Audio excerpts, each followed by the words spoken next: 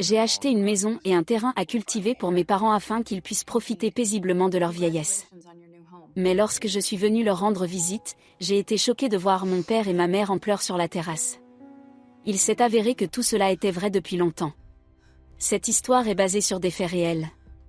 Mes amis, écrivez d'où vous venez et quel âge vous avez. C'est très intéressant de savoir qui nous regarde. Bonne écoute. Je voulais faire une surprise à mes parents, arriver simplement au village sans prévenir ni appeler, ouvrir discrètement le portillon, entrer dans la cour et voir papa et maman assis sur le banc près de la maison que je leur avais achetée pour leurs vieux jours. Mais ce que j'ai vu en arrivant m'a littéralement cloué à mon siège. Dans leur propre maison, celle que j'avais payée jusqu'au dernier euro avec l'argent gagné en ville, mon père et ma mère tenaient le rôle de domestiques. Ils étaient commandés par ma belle-sœur et sa mère, deux parasites insolentes et voraces, sans honte ni conscience. Et à ce moment-là, sans même sortir de la voiture, j'ai pris pour moi une décision très calme et très ferme. Pour chaque bassesse, pour chaque humiliation qu'elle s'était permise envers mes parents, elle paierait pleinement, euro pour euro, mot pour mot, de façon à ce que cela leur reste gravé à vie. La voiture, pour laquelle je payais régulièrement le crédit auto avec mon salaire de citadine, avançait lentement sur la route asphaltée étroite menant à notre village, bordée de champs verts de chaque côté. L'air y est habituellement frais, égal, de ceux qui vous redressent la poitrine tout seul, mais ce jour-là il me semblait lourd, visqueux, oppressant. Je n'arrivais pas à comprendre si c'était un mauvais pressentiment ou simplement la fatigue ordinaire après un long trajet depuis la ville. Le voyage dure environ 5 heures, surtout quand on tombe sur quelques camions et des portions de route en travaux. À l'époque, j'avais 32 ans, et 2 ans plus tôt j'avais décidé de risquer presque toutes mes économies et d'acheter dans notre village natal une belle maison solide avec un perron et un grand terrain. Derrière la maison, j'avais encore pris plusieurs hectares de bonnes terres vivantes, idéales pour un potager et un champ, afin de pouvoir cultiver pour soi et vendre le surplus. Mon objectif était simple et, me semblait-il, très juste. Je voulais que mon père Ernst et ma mère Claudia, mes parents bien-aimés, vivent le reste de leur vie calmement, sans cette course éternelle après le moindre centime, qu'ils aient leur maison, leur jardin, qu'ils s'assoient le soir sur le perron, regardent le soleil se coucher sur le champ, boivent du thé du samovar et ne pensent à rien de particulier, tout au plus à savoir si le chou avait bien levé et si le gel n'allait pas abîmer les pommes de terre. Au téléphone, ils répétaient toujours la même chose, que tout allait bien, que la santé tenait bon, qu'ils mangeaient correctement, qu'il ne fallait pas s'inquiéter. Et moi, comme une idiote, je croyais chacun de leurs mots, parce que je savais combien ils détestaient se plaindre. Mais la nostalgie de la maison, de leur voix, de l'odeur de notre cour me rongeait de l'intérieur, et à un moment donné j'ai simplement compris que je ne pouvais plus me contenter de conversations du soir. Il fallait y aller et les serrer dans mes bras pour de vrai. Ce jour-là, j'ai jeté quelques affaires dans un sac, acheté en ville leurs friandises préférées, pris un thermos de café pour la route et je suis partie, volontairement sans appeler, pour faire la surprise. Tandis que la voiture roulait sur les virages familiers, des images tournaient dans ma tête, papa sortant à ma rencontre en s'essuyant les mains sur son vieux pantalon, maman criant depuis le perron, « Oh, mais c'est notre Valentina qui est arrivée », nous trois riant en nous coupant la parole. Mais lorsque les roues se sont arrêtées près de la clôture familière et que j'ai regardé la maison, mon sourire s'est lentement effacé. Au lieu de la joie, j'ai senti un lourd nœud d'incompréhension et d'angoisse se former entre mes sourcils. La maison était différente. Ce n'était pas qu'elle se soit délabrée en 2 ans, comme on aurait pu le croire. Au contraire, elle semblait trop apprêtée, surchargée d'une beauté étrangère et ostentatoire qui ne correspondait en rien au goût simple et soigné de ma mère. Dans toute la cour se trouvaient des pots et des jardinières qui semblaient coûteux, mais il n'y poussait ni menthe, ni camomille, ni calendula, aucune de ces plantes médicinales que maman cultivait toujours elle-même pour ne pas avoir à courir inutilement à la pharmacie. À la place, il y avait des arbustes décoratifs sans âme, manifestement achetés uniquement pour l'apparence. J'ai coupé le moteur pour que personne n'entende l'arrivée de la voiture, je me suis enfoncé dans le siège, les vitres étant teintées, et j'ai décidé d'observer un instant avant de sortir avec mes sacs et un sourire. Mon regard s'est aussitôt accroché à la silhouette d'un vieil homme maigre et voûté qui balayait la vaste cour sous le soleil brûlant de midi avec un balai. Son dos était tellement courbé qu'on aurait dit qu'un instant de plus et il se briserait en deux. Ses gestes étaient lents, lourds, on voyait bien que ses forces l'avaient presque abandonné. Et ce n'est qu'une seconde plus tard que j'ai compris que ce balayeur, c'était mon père, cet homme qui avait travaillé toute sa vie sur des chantiers et dans des usines, porté du béton, du fer, enchaîné les équipes, les nuits, et qui aurait dû être assis à l'ombre avec une tasse de thé, et non pas agiter un balai comme un jardinier salarié. J'ai senti quelque chose se contracter violemment en moi, comme si quelqu'un serrait mon cœur dans sa main, l'empêchant de battre correctement. Avant même que j'aie le temps de réaliser pleinement ce que je voyais, une voix stridente, agressive, a retenti depuis le perron. Là, affalée dans un fauteuil en plastique, se trouvait une femme large et corpulente d'âge moyen, un éventail dans une main et un bol de grignotage sur les genoux. C'était Eleonora, la belle-mère de mes parents, la mère de Marina, l'épouse de mon frère cadet. Elle hurlait dans toute la cour pour que papa cesse de balayer aussi maladroitement, parce que la poussière de son balai volait jusqu'à son perron. Les mots jaillissaient de sa bouche, grossiers, sans retenue. Je l'entendais traiter mon père de vieux inutile qui ne savait même pas balayer correctement. Je me suis agrippée au volant au point d'en blanchir les jointures. À cet instant, pour la première fois depuis longtemps, je n'ai pas ressenti seulement de la peine, mais une véritable rage, une colère lourde et froide née très profondément. Je savais que maman n'avait jamais vécu dans un sanatorium, qu'elle avait travaillé autant que papa, à l'usine, au potager, à la maison. Mais j'avais acheté cette maison précisément pour mettre fin à ce cercle sans fin, maison, jardin, travail, médicaments. Et là, je voyais mon père, sous la chaleur, sous les cris d'une étrangère insolente, se plier sous un balai. J'espérais encore que maman se reposait au moins à l'intérieur. Mais bientôt elle aussi apparut dans la cour, venant de l'angle de la maison. Ma Claudia sortit, courbée, portant dans ses bras une grande bassine de linge mouillé. Elle était tellement pleine que l'eau dégoulinait sur les bords et trempait sa jupe. Chacun de ses pas était hésitant, chancelant, sa respiration audible même de l'endroit où se trouvait ma voiture. Je savais pourtant qu'elle avait de vieux problèmes de dos et qu'il lui était strictement interdit de porter des charges lourdes. C'est précisément pour cela que, dès la première année après l'achat de la maison, je leur avais offert une grande machine à laver automatique, pour qu'elle ne lave plus jamais à la main dans une bassine. Et maintenant, elle portait cette maudite cuve comme une jeune manœuvre, et personne ne pensait même à l'aider. La réponse au pourquoi ne tarda pas. Marina, ma belle-sœur, sortit de la maison, habillée comme pour un défilé de mode, le téléphone à la main. Elle ne regarda même pas vraiment maman, elle pointa simplement le doigt vers les cordes à linge et ordonna que maman étende immédiatement ses vêtements, parce que Marina devait, voyez-vous, courir à une réunion importante. L'aider à porter la lourde bassine ne lui effleura même pas l'esprit. Au contraire, son expression montrait clairement qu'il lui répugnait de toucher le linge mouillé, comme s'il la souillait. Je restais derrière la vitre teintée et sentais les larmes couler d'elles-mêmes sur mes joues. Ce n'était pas la vieillesse que j'avais promise à mes parents. C'était du servage pur et simple, de l'esclavage, seulement sans fouet. Et pendant tout ce temps, il m'avait menti au téléphone, racontant des histoires de « tout va bien, ma fille », pour que je reste tranquille en ville à travailler. Je me suis sentie stupide, docilement acquiesçant aux combinés sans même trouver le temps de venir les voir, me cachant derrière une éternelle occupation. Un peu plus tard, j'ai vu papa, après s'être essuyé le front avec sa manche, entrer dans la maison et en ressortir une minute après avec un verre d'eau sur un plateau.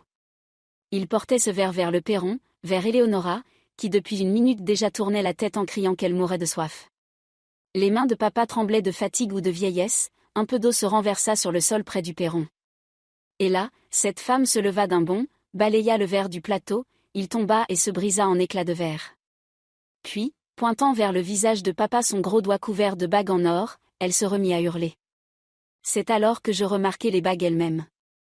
Je les reconnus, parce que tout récemment j'avais viré de l'argent sur la carte, demandant à mes parents de le dépenser pour les examens médicaux de papa à l'hôpital régional. Et maintenant, cet argent teintait à ses doigts. À cet instant, ma colère atteignit son paroxysme. Je ressentis presque physiquement une bouffée de chaleur. Ma première pensée fut d'ouvrir la portière, de me précipiter dans la cour, de repousser cette femme visqueuse et de la gifler de façon à ce que bagues et lèvres volent du même côté. Mais l'expérience de la vie en ville, les années passées à lutter pour une place au soleil, me retinrent à temps. Je comprenais que si je débarquais maintenant en criant, sans préparation, il retournerait tout, jouerait la comédie devant les voisins, me présentant comme une fille hystérique et mal élevée qui s'en prenait à des gens respectables.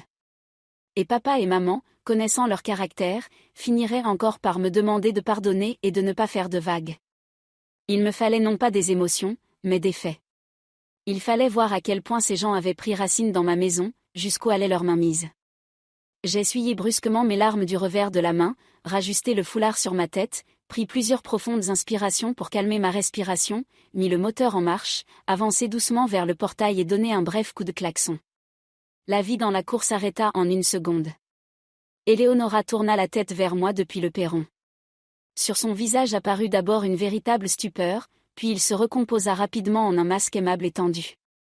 Marina, qui un instant plus tôt était plongée dans son téléphone, le rangea précipitamment dans sa poche et se mit à faire semblant d'arranger les fleurs dans les coûteuses jardinières, comme si c'était elle la maîtresse de maison si active et attentionnée. Mon père et ma mère restaient figés dans un coin de la cour, tels deux statues de pierre. Je vis leurs mains, serrées l'une dans l'autre, trembler nerveusement. Dans leurs yeux ne brillait pas l'étincelle joyeuse que j'avais rêvé de voir, mais de l'inquiétude, de la peur, comme s'ils comprenaient que mon arrivée pouvait déclencher une nouvelle vague de scandale. Mon cœur se fendit encore davantage, mais je ne laissai paraître aucune émotion sur mon visage. Je coupai le moteur, ouvris la portière, sortis de la voiture, me redressai et marchai le long de l'allée vers le perron, en m'efforçant d'avancer calmement et fermement. Chacun de mes gestes était réfléchi. Un silence s'abattit sur la cour, seulement troublé par le ululement lointain d'une chouette et le bruissement des feuilles. Éléonora, qui une minute plus tôt se tenait en chef autoritaire, cacha rapidement ses mains, les essuya sur sa robe et s'étala en un sourire sucré et poisseux. Elle descendit précipitamment du perron à ma rencontre, les bras déjà ouverts. À côté, Marina faisait semblant d'arranger des bibelots sur la véranda, comme si elle était absorbée par les tâches ménagères, alors que quelques minutes plus tôt elle ne faisait que commander et fixer son téléphone. « Oh, Valentina, tu es venue » chanta Éléonora avec une joie feinte. « Pourquoi n'as-tu pas appelé ? Si tu avais prévenu, je t'aurais préparé de ces bonnes choses, tu t'en serais léché les doigts. » Elle s'approcha pour m'embrasser. Une lourde odeur de parfum sucré émanait d'elle. Cette senteur me parut particulièrement écœurante en contraste avec le souvenir tout frais de l'odeur âcre de sueur et de poussière qui venait de papa. Je me penchai légèrement, comme pour ajuster le sac sur mon épaule, et éviter ainsi son étreinte avec tant de précaution qu'on ne pouvait formellement rien me reprocher. Je levai les yeux et la regardai calmement, mais très fixement, droit dans le visage. Sa toute première phrase était déjà un mensonge. Quelle bonne cuisine! Ses mains douces et soignées n'avaient jamais tenu un couteau pour éplucher des pommes de terre. Je hochai brièvement la tête, sans répondre ni oui ni non, la contourner avec Marina et aller droit là où, à l'ombre du mur, se tenaient mes parents.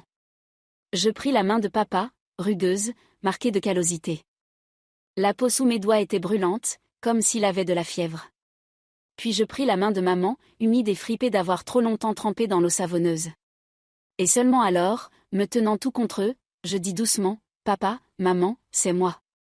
Valentina est arrivée. » Les yeux de maman se remplirent aussitôt de larmes, ses lèvres tremblèrent, comme si elle voulait dire quelque chose, mais au lieu de mots elle jeta furtivement un regard du côté d'Éléonora, comme si elle lui demandait la permission même pour serrer sa propre fille dans ses bras. Et, sans attendre cette permission, elle hocha doucement la tête et murmura à peine audible, de peur que quelqu'un d'autre n'entende, que Dieu merci tout allait bien pour moi, que c'était l'essentiel, et qu'elle n'avait besoin de rien d'autre. Ni plainte, ni pitié, ni consultation chez les médecins. Cette retenue, cette habitude éternelle d'endurer et de céder, me frappa plus fort que n'importe quel cri, comme si quelqu'un avait lentement passé un couteau sur mon cœur. Je les pris par le bras, et comme je l'avais prévu, les conduisis vers le perron, vers ces mêmes fauteuils en bois que j'avais autrefois choisis moi-même en ville, après avoir longtemps arpenté les magasins pour que papa puisse s'y asseoir confortablement le soir, regarder le champ et se reposer. Mais à peine étions-nous arrivés que Marina, qui jusque-là jouait la maîtresse de maison affairée, surgit presque de nulle part et lança sèchement, sans même chercher à adoucir le ton, que je ne devais pas les faire asseoir sur les nouvelles chaises, puisqu'ils revenaient tout juste du potager.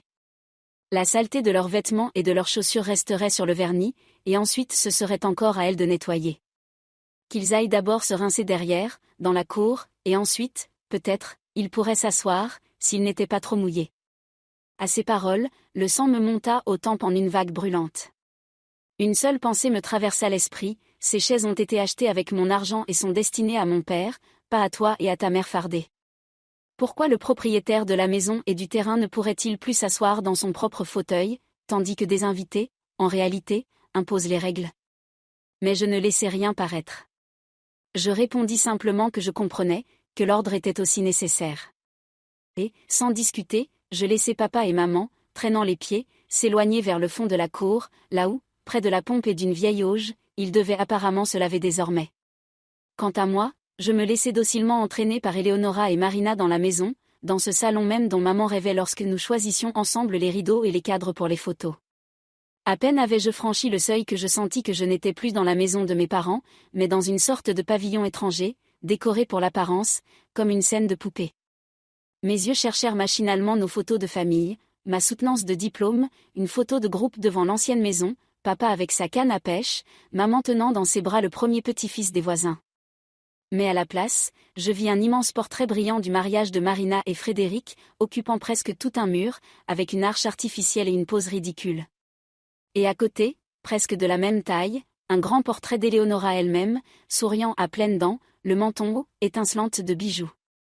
Les autres cadres étaient eux aussi remplis de photos de leur voyage, de leurs festins, de gens qui m'étaient étrangers.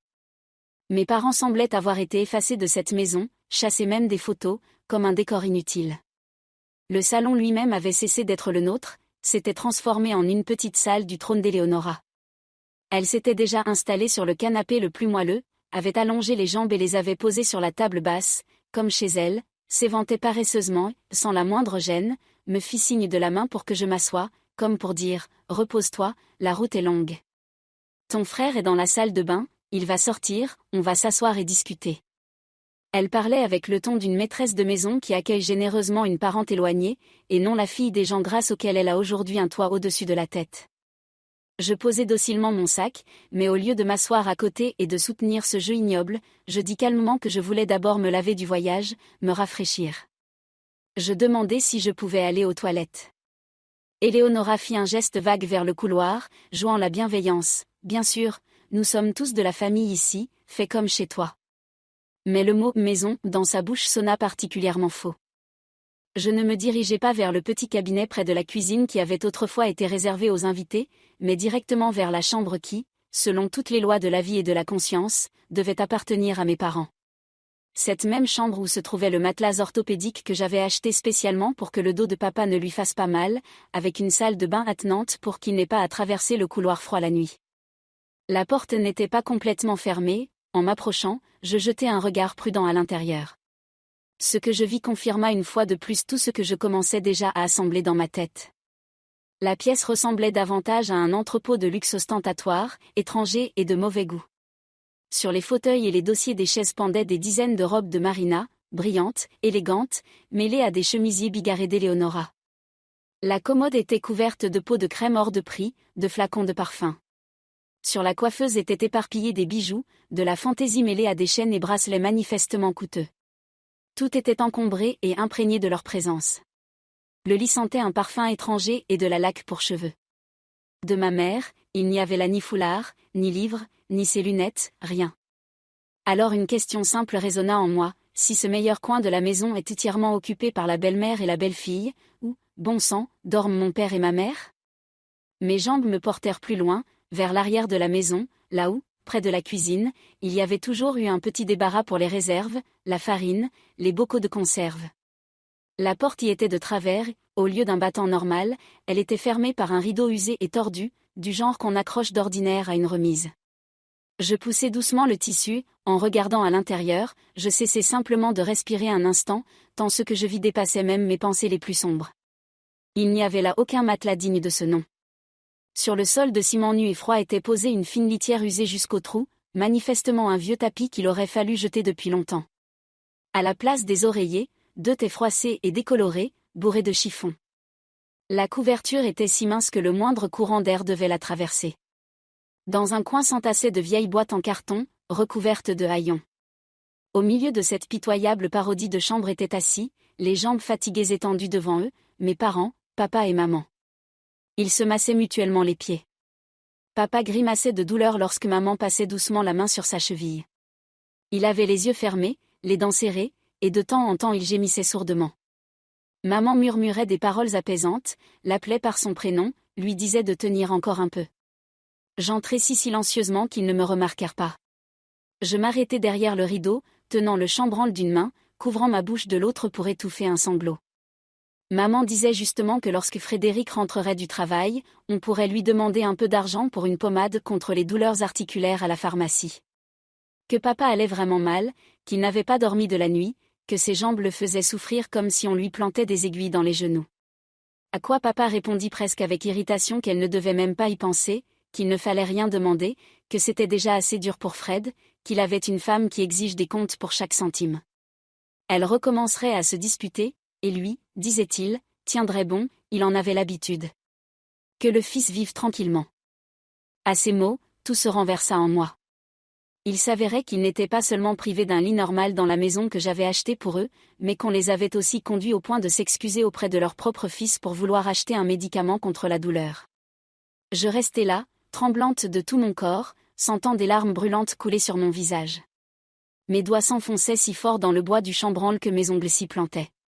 Mais aller vers eux maintenant, faire une scène devant eux, n'aurait fait que les effrayer davantage et donner aux autres le temps de se ressaisir et d'inventer une nouvelle légende. À la place, je pris une profonde inspiration, essuyai mes joues, sortis mon téléphone et lançai discrètement l'enregistrement. Je filmais cette minuscule pièce entrepôt cabossée, je filmais papa se contractant de douleur dans le dos, maman lui chuchotant de tenir bon, et eux deux, assis à même le sol, discutant de la manière de ne pas froisser la belle-fille par une dépense de plus pour des comprimés. Cet enregistrement devint ma première preuve, la pierre que j'entendais poser à la base de toute la construction future de faits. Je revins au salon avec un autre visage, extérieurement calme, intérieurement froid et concentré. À ce moment-là, tout était prêt pour le dîner. Éléonora et Marina s'affairaient autour de la table, mais de façon à ce que personne ne doute de qui commandait ici. Dans la pièce principale, un poulet rôti à la peau dorée fumait, une soupe aux morceaux de viande exhalait son parfum, et des rangées d'assiettes de fruits découpés ressemblaient à une vitrine de café. Frédéric était déjà rentré du travail. Il avait l'air amaigri, les épaules tombantes, ses vêtements pendaient négligemment sur lui, son visage était gris, éteint. En me voyant, il se réjouit d'abord sincèrement, s'approcha à la hâte, m'embrassa, mais presque aussitôt son regard devint fuyant et coupable. Ses yeux ne s'attardaient pas sur mon visage, comme s'il craignait d'y lire ce qu'il ne voulait pas reconnaître. Nous nous assîmes à table, moi, Marina, Éléonora et Frédéric. L'un d'eux tentait de soutenir une conversation légère, mais les mots restaient suspendus dans l'air. Moi, je notais seulement les moindres détails, la façon dont Marina choisissait sans gêne les meilleurs morceaux, comment Éléonora se servait du compote jusqu'au bord sans jamais jeter un regard vers la porte par laquelle mes parents auraient pu apparaître. Mais ils n'apparaissaient pas. Et à un moment donné, comme en passant, tenant une cuillère à la main et regardant les assiettes, je demandai calmement où étaient papa et maman, pourquoi ils ne s'asseyaient pas avec nous. Marina, continuant à mâcher un pilon de poulet, répondit négligemment que les vieux trouvaient ça plus commode ainsi. Qu'ils aimaient la cuisine du fond, plus près de la cuisinière. Et qu'ils s'avérait même que s'asseoir par terre leur plaisait plus que sur des chaises. Les jambes, disait-elle, se fatiguent moins. À ces paroles, le dernier petit pont fragile d'espoir se brisa en moi. Je savais que c'était un mensonge éhonté, parce que mon père avait rêvé toute sa vie que maman vive sa vieillesse non pas sur un tabouret de cuisine, mais à une vraie table, comme une personne digne. Je me levai en silence, pris mon assiette encore vide et mes couverts, sans demander la permission à personne, me dirigeai vers la cuisine. Frédéric tenta de se lever, tendit maladroitement la main, marmonna qu'il valait mieux rester ici, qu'il viendrait d'eux-mêmes. Mais je repoussai doucement sa main et continuai. Dans la cuisine du fond, l'odeur de la nourriture était tout autre, pas festive, pas riche, mais fade, éventée. Là, à une table qui avait autrefois été la nôtre, étaient assis mes parents. Devant chacun se trouvait un bol de bouillie blanche froide et des restes de bouillon de soupe où flottaient un ou deux morceaux de légumes défaits et une tranche carbonisée d'un produit de soja bon marché à la place de la viande. Ils mangeaient à la hâte, à grande cuillerée, comme s'ils craignaient que quelqu'un n'entre et ne leur enlève même cela. Leur visage était fatigué, mais dans chaque geste se sentait une hâte affamée, celle des gens épuisés jusqu'à la dernière goutte en une journée. Je restais dans l'embrasure de la porte à regarder, et mon cœur se brisait littéralement, parce que je voyais clairement l'abîme entre ce qui se passait dans la pièce principale et ce qui se passait ici. Entre le poulet rôti, les fruits et leur bouillie froide, entre les conversations bruyantes et leur lourd silence, entre leur droit de s'asseoir à leur table et la position forcée dans les coulisses de leur propre vie. Je n'entrai pas pour ne pas les gêner. Je revins silencieusement dans la salle à manger, posai mon assiette à ma place et regardai calmement, presque en les étudiant, chacun des trois à tour de rôle, Éléonora, Marina, Frédéric. Dans ma tête surgissaient d'elles-mêmes les mots, avidité, ruse, lâcheté. Et toutes trois aux dépens de ceux qui leur servent pourtant de soutien. Marina se sentit mal à l'aise sous mon regard, grimaça et demanda avec irritation pourquoi je les regardais ainsi, comme s'ils avaient quelque chose écrit sur le front. Sans changer d'expression, je souris légèrement, mais ce sourire était froid comme la glace, et je répondis que je pensais simplement à quel point il devait être délicieux de manger de la viande et des fruits sucrés en sachant que ton père et ta mère, à cet instant, mâchent des restes froids dans la cuisine du fond. Et combien il est parfois utile de se souvenir que le plaisir acheté sur le dos des autres peut s'arrêter très soudainement. Alors qu'ils en profitent tant qu'on le leur permet, car personne ne sait quand cette table se renversera. Un silence lourd et poisseux tomba dans la pièce. Même les cuillères cessèrent de tinter contre les assiettes. Éléonora posa brusquement la sienne en frappant la nappe. Frédéric baissa encore plus la tête, comme s'il cherchait à se cacher de tout ce qui se passait. Je m'assis, mais pas pour manger. L'appétit avait disparu dès le portail. À l'intérieur, un tout autre travail se mettait déjà en route, froid, calculateur, professionnel, celui que je faisais chaque jour en ville. Sauf que désormais, l'objet n'était plus des contrats et des affaires étrangers, mais le destin de ma famille. Pendant que les autres terminaient leur repas en se lançant des regards en coin, je construisais mentalement mon plan, étape par étape, sans précipitation. J'avais décidé qu'aujourd'hui encore ils continueraient à vivre dans leur jolie illusion, à croire qu'ils maîtrisaient tout. Mais dès le lendemain commencerait le jour où, pour chaque morceau de viande, pour chaque cri, pour chaque nuit blanche de mes parents, ils commenceraient à payer. Et pas avec des regrets abstraits, mais très concrètement, avec tout ce à quoi ils tenaient tant. Je n'avais pas l'intention de laisser un seul de leurs actes sans conséquence. Le matin suivant perçait à peine, timidement, à travers la brume au-dessus du champ, que la maison était déjà en mouvement. Je me levai avant le premier chant du coq. J'avais l'impression de m'être levé très tôt, mais en regardant par la fenêtre, je compris que, même réveillé presque dans l'obscurité, j'étais tout de même en retard pour surprendre le tout début de ce convoyeur forcé que mes parents traversaient chaque jour. Et cela rendit la chose encore plus lourde, car combien de ces matins avaient-ils enduré sans moi, pendant que je vivais en ville, croyant pieusement leurs paroles au téléphone. « Tout va bien, ma fille, ne t'inquiète pas. » D'abord, j'entendis le cliquetis discret des casseroles, le frottement d'un couteau sur une planche en bois, puis la toux rauque et familière de papa dans la cour. Je regardai par la fenêtre et vis que le feu flambait déjà sous la cuisinière. Maman, dans son vieux peignoir usé que je lui demandais depuis longtemps de jeter, s'affairait autour de la table, elle coupait quelque chose, remuait, déplaçait des bols. Sur son visage, aucune trace de sommeil, seulement de la fatigue et une concentration écrasée, comme chez quelqu'un qui sait que le moindre retard menace de cris et de reproches. Papa, pendant ce temps, s'occupait déjà dans la cour de caisse qu'il alignait contre le mur, près du hangar où était rangé le matériel de jardin. Il ne s'agitait pas pour lui-même, comme le font parfois les personnes âgées qui, même invitées, ne savent pas rester sans rien faire. Non, on sentait qu'il exécutait une norme précise, comme un ouvrier à son poste. Sauf que ce poste, manifestement, commençait bien avant l'aube et se terminait bien après minuit. J'enfilai un gilet, sortis dans le couloir et, en passant devant le salon, je m'arrêtai involontairement. Tout y était silencieux, les rideaux encore tirés. Les corps épais sur le canapé et le lit, dans cette partie de la maison, n'avaient pas bougé. Les parasites dormaient profondément, récupérant en quelques heures toute leur souffrance diurne. Je passai à la cuisine. Maman sursauta en me voyant dans l'embrasure, comme si je l'avais surprise en train de faire quelque chose d'interdit. Elle s'essuya aussitôt les mains sur son tablier, tenta de se forcer à sourire, mais sans succès. Les lèvres tremblaient, les yeux restaient fatigués, rouges. Je m'approchai, l'enlacai en silence par les épaules et sentis sous mes doigts que le tissu fin du peignoir ne cachait pas ses os saillants. Elle semblait encore plus petite, encore plus légère que dans mon souvenir. Je dis calmement, aussi doucement que possible, que j'allais l'aider pour le petit déjeuner. Elle chuchota qu'il ne fallait pas, que ce n'était pas aux invités de faire ça, qu'Éléonora n'aimait pas quand quelqu'un se mêlait de la cuisine. Chez elle, soi-disant, tout se faisait selon des règles. Je me contentai de sourire en coin, pris le couteau des mains de maman et me mis à couper le pain, faisant semblant de ne pas entendre les interdictions. En même temps, je lui demandais doucement à quelle heure il se levait d'habitude, combien ils avaient le temps de faire avant que ces deux-là ne se réveillent, comment elle se sentait, si son dos lui faisait mal, et pourquoi, bon sang, elle n'était toujours pas allée aux examens pour lesquels j'avais envoyé de l'argent. Maman répondait de manière évasive, s'accrochant à des justifications habituelles. Il se levait tôt, bien sûr, comment faire autrement, avec une grande exploitation, le potager, les bêtes. Certes, dans la maison il n'y avait guère plus que quelques poules, une douzaine d'oies et plusieurs lapins, mais pour eux cela semblait déjà un lourd fardeau.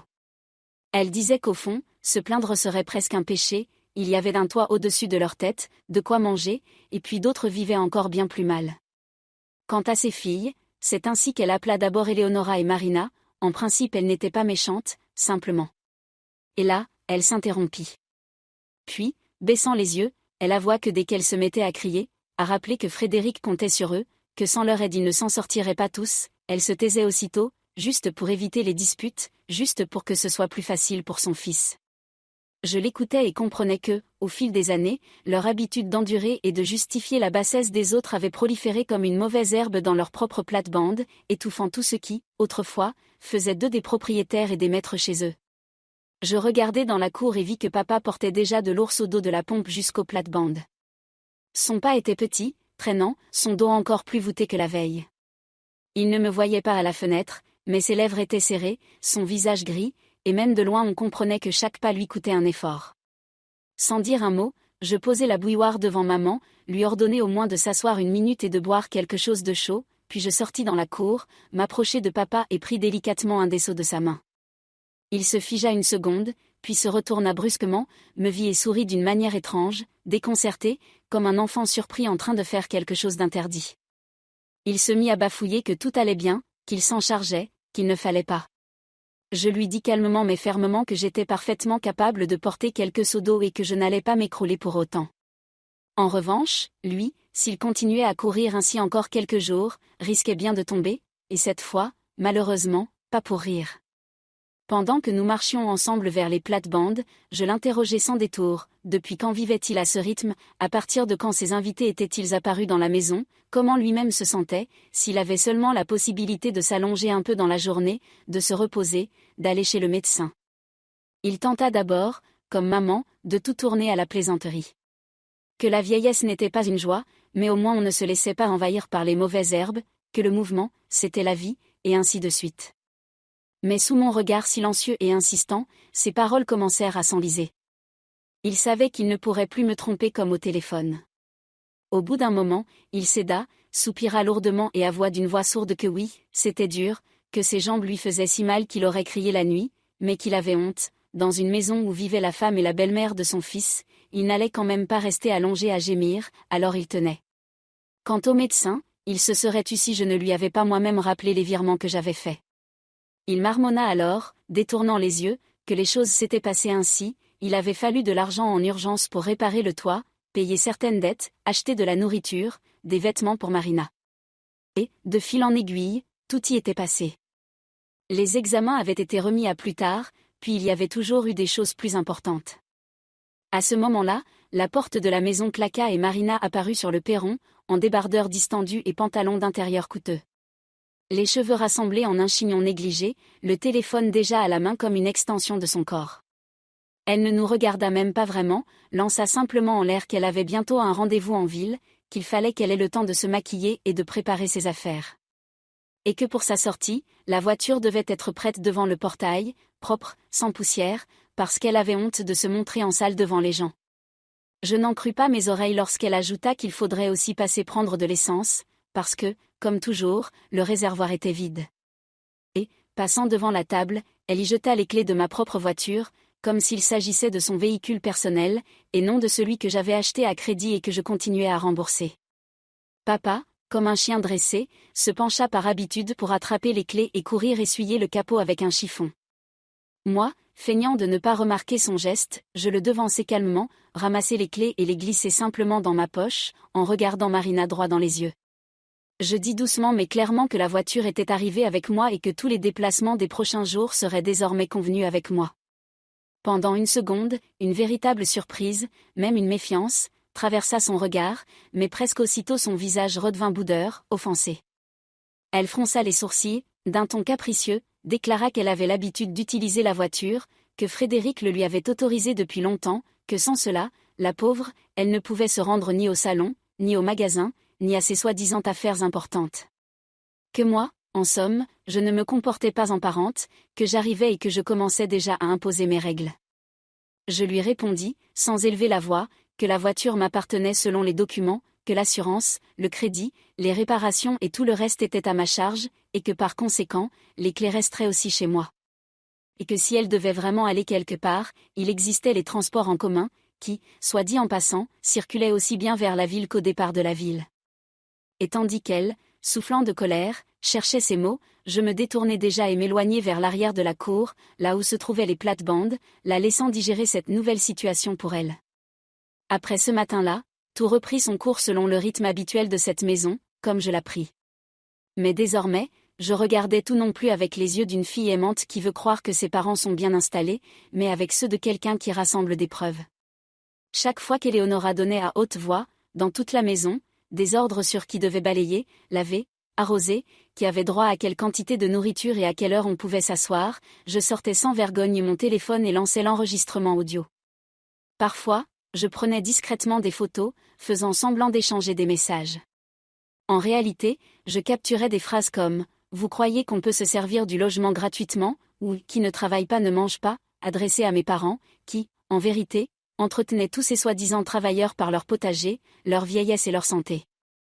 Vers midi, un homme arriva en camion, dont j'avais déjà remarqué la veille le logo familier d'une grande entreprise de transformation avec laquelle, au village, on signait périodiquement des contrats pour la vente des récoltes. Il salua Marina et Éléonora de manière flatteuse, en plaisantant et en leur faisant de l'œil, et se mit aussitôt, sans même tourner la tête vers papa, à discuter avec elle des volumes de livraison, du prix au kilo, des délais de paiement. Alors que c'était précisément mon père et ma mère qui cultivaient toute cette récolte, la désherbaient, l'arrosaient, la ramassaient et la chargeaient. Je m'approchai discrètement, comme par hasard, et entendis qu'il était question d'une somme assez importante pour le prochain lot de légumes. Une somme réellement impressionnante à l'échelle du village. Je sortis de nouveau mon téléphone, faisant mine de lire des messages, mais en réalité j'activai le dictaphone, afin de ne pas passer pour folle lorsque je commencerais à parler du fait que l'argent de ce travail n'atterrissait pas du tout là où il devait. Lorsque le camion repartit enfin et que Marina et Éléonora rentrèrent dans la maison en refermant soigneusement la porte de la chambre pour compter tranquillement l'argent liquide, je m'approchai en silence, comme un chat, de la fenêtre entr'ouverte et, retenant mon souffle, j'entendis le bruit net, légèrement froissé, des billets, leur rire étouffé et des phrases caractéristiques sur la facilité de faire travailler des vieillards en échange d'un toit, sur le fait que Fred était mou, gentil. Facile à tenir à la gorge tant que ses parents étaient en vie. Et aussi sur l'idée qu'il serait bon de se faire attribuer la maison d'une manière ou d'une autre, pour que personne ne les mette dehors. À cet instant, je compris que l'affaire ne se limitait pas à l'exploitation domestique, aux insultes et à la bouillie froide dans la cuisine du fond. Ces femmes lorgnaient clairement aussi la maison, la terre et tout le modeste patrimoine que j'avais investi pour mes parents. Elles ne voulaient pas seulement profiter des fruits du travail des autres, mais aussi en assurer la possession juridique. Après le déjeuner, lorsque la chaleur tomba un peu, j'appelai maman et papa à l'écart, vers le potager, là où l'on ne pouvait pas nous entendre immédiatement depuis la maison. Je les fis asseoir sur des caisses retournées, et calmement, sans crier mais avec une grande fermeté, je leur posai, l'un après l'autre, toutes les questions qui mûrissaient en moi depuis le moment où j'avais franchi le portail. Je leur ai posé les questions directement. Avait-il signé des papiers? Est-ce que l'un de ses conseillers les avait emmenés chez un notaire pour la forme?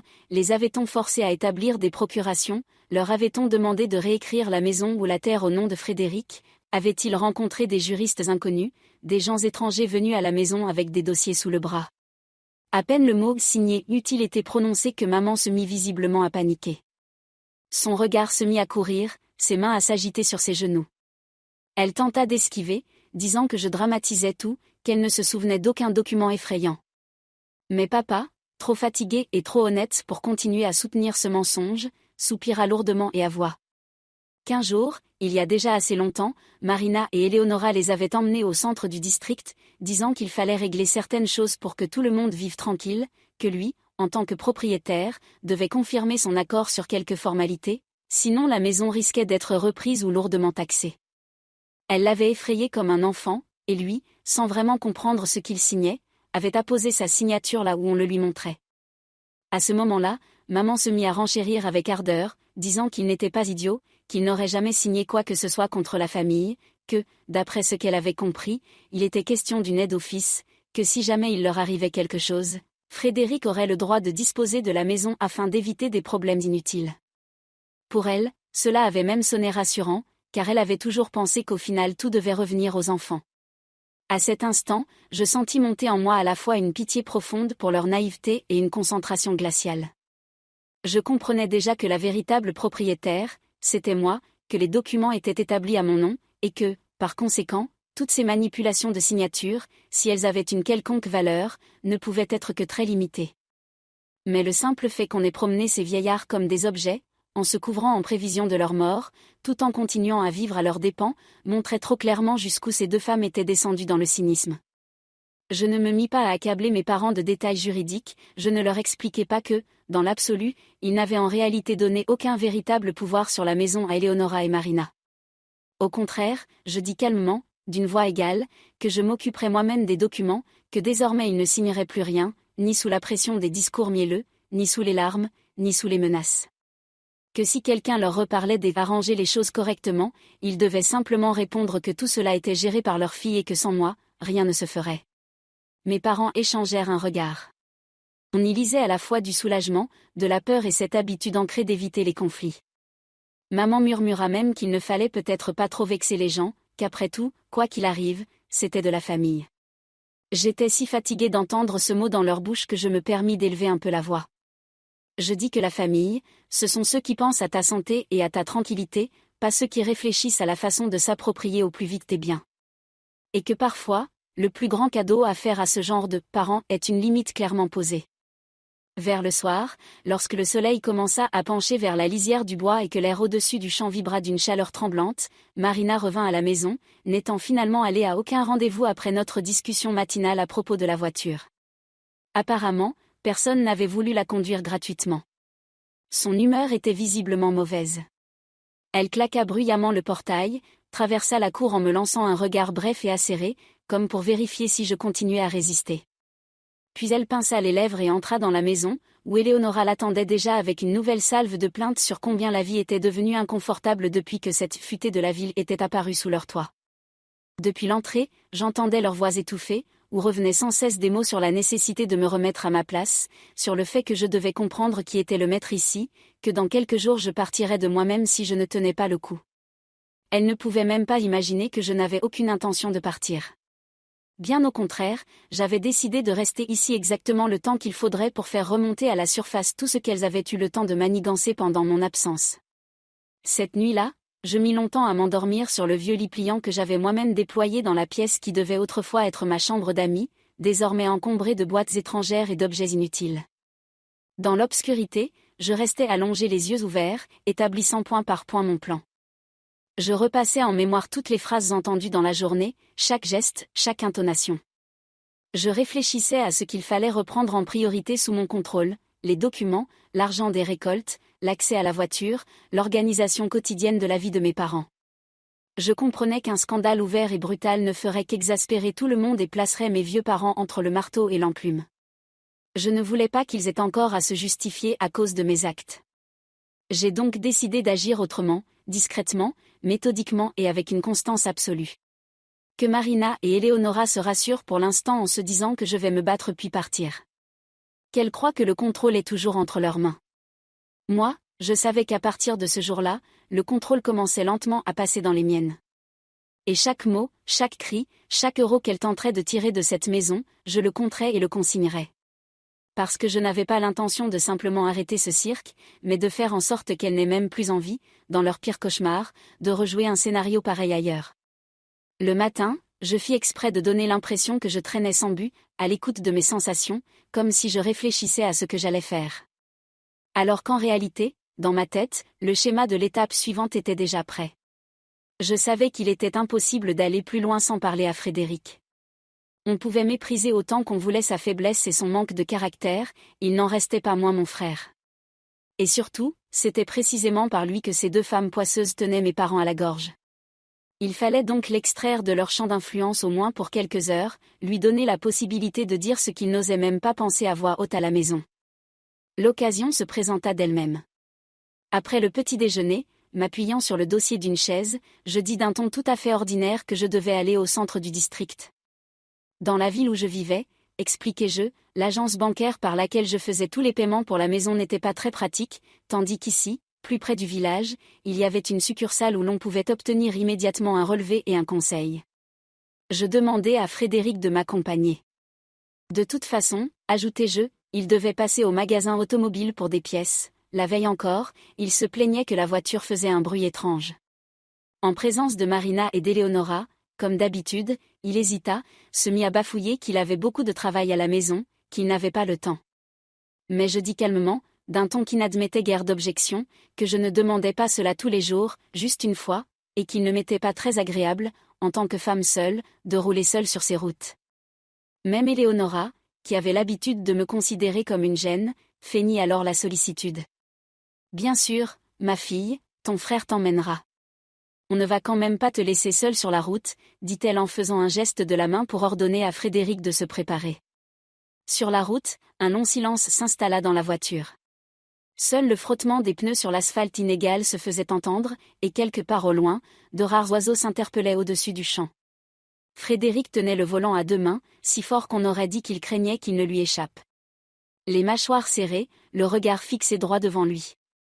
Je le connaissais depuis l'enfance et je voyais qu'en lui se livrait un combat entre le désir de parler et la peur de briser l'ordre habituel. Je ne le pressai pas tout de suite, le laissai rouler quelques minutes en silence, puis, comme en passant, je lui demandai comment allaient les choses au travail, si les salaires n'étaient pas en retard, s'il avait assez pour vivre, si les banques ou les sociétés de recouvrement ne lui mettaient pas trop la pression ces derniers temps. Il tressaillit comme sous un coup et répondit trop vite, beaucoup trop vite, que tout allait bien, qu'il s'en sortait. Mais dans ce bien résonnait un tel vide qu'il n'était pas nécessaire d'être psychologue pour y entendre le mensonge. Je décidai de ne pas tourner autour du pot. Je lui demandai franchement s'il avait contracté des crédits, et si une partie de mes virements destinés aux examens médicaux de papa n'était pas partie non seulement dans la nourriture et les charges, mais aussi dans le remboursement de ses dettes. Il tenta de s'indigner, mais son indignation fut molle, comme celle de quelqu'un déjà pris la main dans le sac.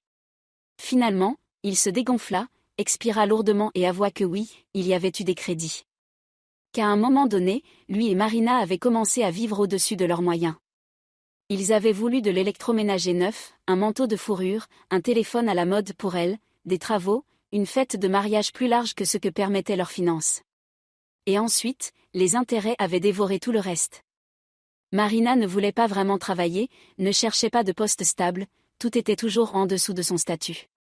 C'est alors que sa mère, Eleonora, était intervenue, proposant une solution géniale, s'installer chez mes parents, au village. Là-bas, disait-elle, la maison était presque gratuite, il y avait la terre, le potager, les poules, les oies, de quoi vendre quelque chose. Et pour le logement et la nourriture, que les parents travaillent. Pour eux, soi-disant, ce serait même bénéfique, ils seraient occupés. Il parlait et s'entendait lui-même parler. Ses lèvres tremblaient, mais il s'obstinait à tenter de justifier à la fois lui-même et elle. Il disait qu'au début, tout ne semblait pas si terrible, que les parents eux-mêmes avaient dit être prêts à aider, que ce n'était pas trop dur pour eux, que la vie à la campagne était plus facile qu'en ville. Puis, presque imperceptiblement, tout s'était inversé, emballé. Marina et sa mère avaient commencé à leur parler de plus en plus fort, à s'approprier de plus en plus les lieux, à rappeler toujours plus souvent que celui qui paie choisit la musique. Et lui, pendant ce temps, travaillait sur son chantier, rentrait chez lui vidé, avec une seule pensée, pourvu qu'il y ait du calme à la maison. Et quand il entendait des cris, il se retirait simplement dans sa chambre, fermait la porte et faisait semblant de ne rien voir. Parce qu'il ne voulait pas se disputer. Et parce que, ajouta-t-il presque en chuchotant, il avait honte de regarder ses parents dans les yeux. Je l'écoutais en sentant en moi s'affronter la colère et la pitié. D'un côté, c'était un homme adulte, pas un adolescent, et c'était lui qui, en fin de compte, avait permis ce cauchemar, qui avait laissé des étrangers transformer ses parents en personnel de service dans leur propre maison. De l'autre, je voyais devant moi non pas un monstre, mais un homme perdu, faible, écrasé par la volonté des autres, qui n'avait jamais appris à dire non ni à sa femme, ni à sa belle-mère, ni aux banques, ni aux circonstances. Je lui demandai honnêtement, sans accusation dans la voix mais avec une dureté absolue, s'il comprenait seulement que si jamais il m'arrivait quelque chose et que je cessais d'envoyer de l'argent, si, Dieu nous en préserve, la maison devait être vendue, lui et ses parents se retrouveraient à la rue, parce qu'ils n'avaient aucun droit légal sur cette maison et ce terrain. Tout était à mon nom. Et si l'on parlait de qui rend service à qui, ce n'étaient pas les parents qui lui faisaient une faveur, mais moi à eux tous.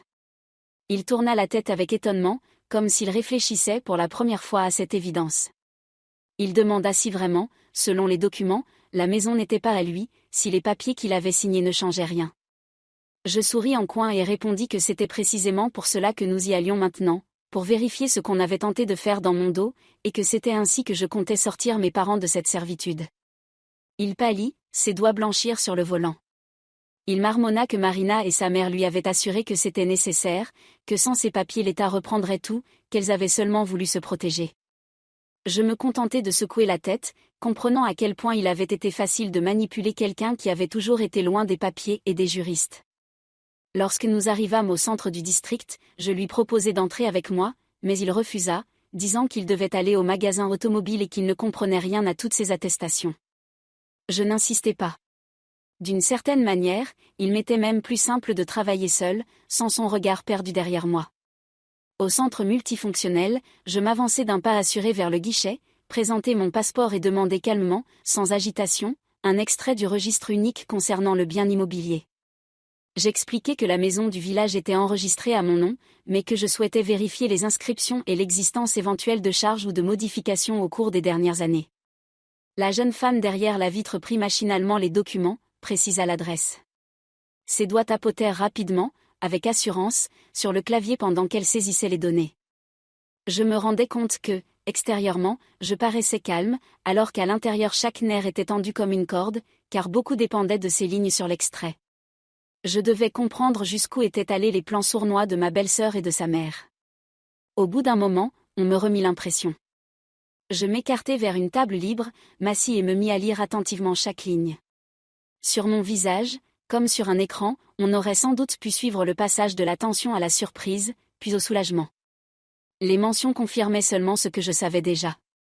La propriétaire de la maison et du terrain, c'était moi, Valentina. Aucun transfert de propriété, aucun contrat de donation ou de vente enregistré au cours des dernières années. Aucune charge, aucun nantissement, aucune saisie. Tout au plus une mention indiquant que le père et la mère bénéficiaient d'un droit d'usage du logement, que nous avions fait enregistrer dès l'achat afin qu'en cas de problème personne ne puisse les mettre à la rue. Je m'adossai au dossier de la chaise et, pour la première fois depuis plusieurs jours, je laissai échapper un véritable soupir, à voix haute, empreint d'un soulagement discret mais sincère. Cela signifiait que toutes ces visites chez le notaire, toutes ces signatures dont parlait mon père, n'étaient au maximum que des accords privés, à moitié vides, à moitié manipulateurs, qui, sans ma signature, ne valaient presque rien. Je fis une copie de l'extrait, pliai soigneusement les 2 exemplaires. J'en glissai un dans mon sac, l'autre dans la poche de ma veste, de façon à avoir une assurance sur moi même si, par hasard, le sac venait à être fouillé à la maison. Ensuite, je passai à la banque où j'avais autrefois effectué les virements et imprimé tous les paiements des dernières années. Revoir les montants envoyés aux parents, et ceux qu'ils retiraient ensuite au village, fut utile pour me rafraîchir la mémoire et pouvoir plus tard présenter les chiffres aux bonnes personnes. Voilà combien j'avais investi dans cette maison et cette terre, voilà ce qui partait chaque mois pour la vie de mes parents, et voilà comment, quelque part en chemin, cet argent se transformait en bagues, en tenues et en tables de banquet. Bien sûr, sur les relevés il n'y avait pas de photos de chaque repas et de chaque achat, mais il y avait des dates, des montants, la fréquence des opérations. Souvent, cela suffit. En revenant à la voiture, je trouvai Frédéric assis au volant, le regard éteint. Il avait visiblement eu le temps de fouiller en lui-même et se peignait l'avenir sous les couleurs les plus sombres. Quand je m'assis à côté de lui, il demanda timidement ce qu'il en était, si tout était très grave. Sans m'étendre, je dis franchement que la maison et la terre m'appartenaient toujours, que ni lui, ni sa femme, ni sa belle-mère n'avaient le moindre droit dessus. Et que, par conséquent, si le cauchemar actuel continuait, il me suffirait d'une visite chez le notaire et d'une requête au tribunal pour expulser de cette maison tout le monde, à l'exception de nos parents. Il tressaillit, devint livide, murmura que ce n'était pas possible, que deviendrait Marina, lui, l'enfant s'il y en avait un. Et là, je sentis monter en moi une nouvelle vague de colère froide, car dans toute cette longue tirade il n'avait pas dit un mot sur ce que deviendraient les parents, ceux qu'il aurait dû protéger en premier lieu. Je lui dis, en regardant droit par la vitre latérale pour qu'il ne puisse échapper à mes paroles, qu'à sa place je penserais d'abord non pas à l'endroit où Marina dormirait dans sa prochaine pyjama de soie, mais à la façon d'éviter que maman perde connaissance de douleur au dos après chaque bassine de linge, et que papa ne gémisse la nuit à cause de ses articulations tordues. Et que, s'il voulait réellement les aider sur le plan juridique, il avait une voie simple, commencer à se comporter comme un homme adulte, et non comme un garçon apeuré qui se cache derrière les jupes des femmes. J'ai peut-être parlé durement, mais autrement il était impossible de l'atteindre. Il resta silencieux un long moment, puis dit doucement, presque inaudible, qu'il avait peur, peur que s'il allait contre Marina et sa mère, elle parte en emportant tout ce qu'elle pouvait, le laissant avec les parents et les dettes, et qu'il n'y arriverait pas. Je me tus un instant, puis, très calmement, en articulant chaque syllabe, je lui dis que tout ce qu'il y avait dans cette famille, c'était précisément la maison et la terre achetée avec mon argent, et le potager qui tenait grâce aux mains de nos parents. Et que si quelqu'un devait craindre de perdre quelque chose, ce n'était certainement pas lui sa belle-sœur, mais bien la belle-sœur son toit et son niveau de confort habituel. Ces mots semblèrent enfin fissurer l'armure de son auto-illusion. Il baissa la tête, se frotta l'arête du nez avec les doigts, comme le font les gens en proie à une migraine violente, et, sans lever les yeux, demanda ce que je comptais faire ensuite. Je répondis honnêtement que je n'avais pas encore de plan définitif, mais qu'il y avait plusieurs points qui seraient appliqués quoi qu'il arrive. Premièrement, je rendrais aux parents leur chambre et des conditions de vie dignes. Deuxièmement, je mettrais fin à la pratique selon laquelle ils travaillent pour un logement qui m'appartient sans recevoir le moindre euro. Et troisièmement, je fixerais des limites très strictes à sa femme et à sa mère, allant jusqu'à l'expulsion si elles ne comprenaient pas à l'amiable. Sur le chemin du retour vers le village, je parlais presque plus, réfléchissant à ce que j'avais entendu et vérifiant mentalement les papiers dans mon sac. Dehors, les champs s'étendaient doucement au loin, le ciel était clair, uniforme, chaud, et à l'intérieur de moi tout se construisait comme sur un plan, ligne après ligne, pas après pas. Lorsque nous arrivâmes à la maison, je remarquai aussitôt une agitation étrange dans la cour. Des rideaux fraîchement lavés pendaient aux cordes, le couloir sentait le chlore. À première vue, un ménage ordinaire, mais quelque chose me piqua intérieurement. Je reconnus cette propreté tendue et ostentatoire qui apparaît quand on tente en urgence de cacher des traces. Pendant que nous déchargions de la voiture quelques sacs de provisions que j'avais achetés en chemin, je surpris plusieurs fois sur moi le regard rapide et évaluateur de Marina, où se mêlaient irritation, inquiétude et le désir de comprendre ce que j'avais découvert et ce que je comptais faire. Plus tard, vers le soir, lorsque je montai dans ma chambre pour cacher les documents plus profondément, j'entr'ouvris la porte et restai figée, au milieu de la pièce, penchée au-dessus de mon sac, se tenait Marina. À côté, serrant contre sa poitrine un paquet, se profilait Eleonora. Elles étaient si absorbées par leur occupation qu'elles n'entendirent pas mes pas. Du sac dépassaient les bords de dossier, des tranches, une couverture portant le logo de la banque. Elles tentaient manifestement de comprendre quel papier j'avais apporté et s'il y avait là quelque chose qui pouvait les concerner. Pendant une seconde, je les regardais simplement, comme deux rats entrés dans une armoire étrangère, puis, doucement, sans crier, je prononçai mon mot préféré dans ce genre de situation, intéressant. Cela suffit pour qu'elles sursautent toutes les deux. Marina se redressa brusquement, le sac glissa sous sa main. Eleonora se mit à bredouiller qu'elle voulait aider à défaire les affaires pour que je ne me fatigue pas après la route. À cet instant, je compris clairement, elles sentaient déjà la menace, elles étaient déjà nerveuses, elles bruissaient déjà dans l'ombre comme des souris avant que le piège ne se referme. Et cela signifiait que le temps de jouer la parente accueillante touchait à sa fin, une toute autre partie commençait.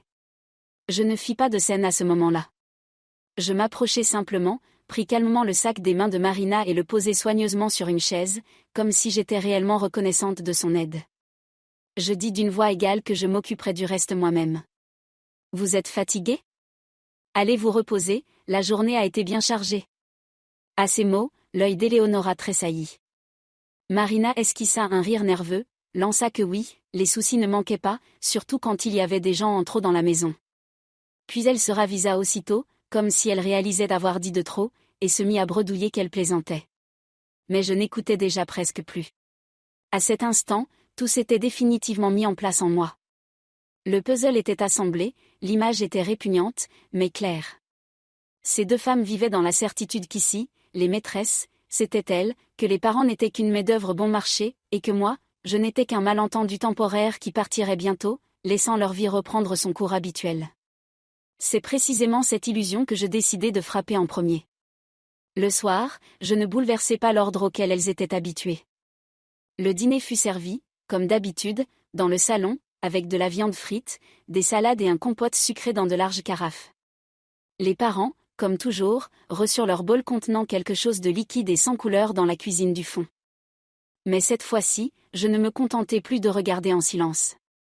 Quand Marina, la tête appuyée sur la main, demanda nonchalamment si je voulais quelque chose de spécial, peut-être des fruits, peut-être de la confiture, je posai devant moi sur la table un petit carnet à couverture rigide et quelques feuilles pliées en deux.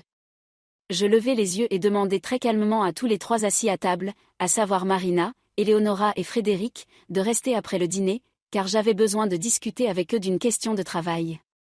Le mot « travail » fut volontairement prononcé avec ce ton professionnel que j'avais l'habitude d'employer avec des prestataires en ville. Il active automatiquement chez les gens une autre partie du cerveau, celle qui répond non pas à l'émotion, mais à la prudence.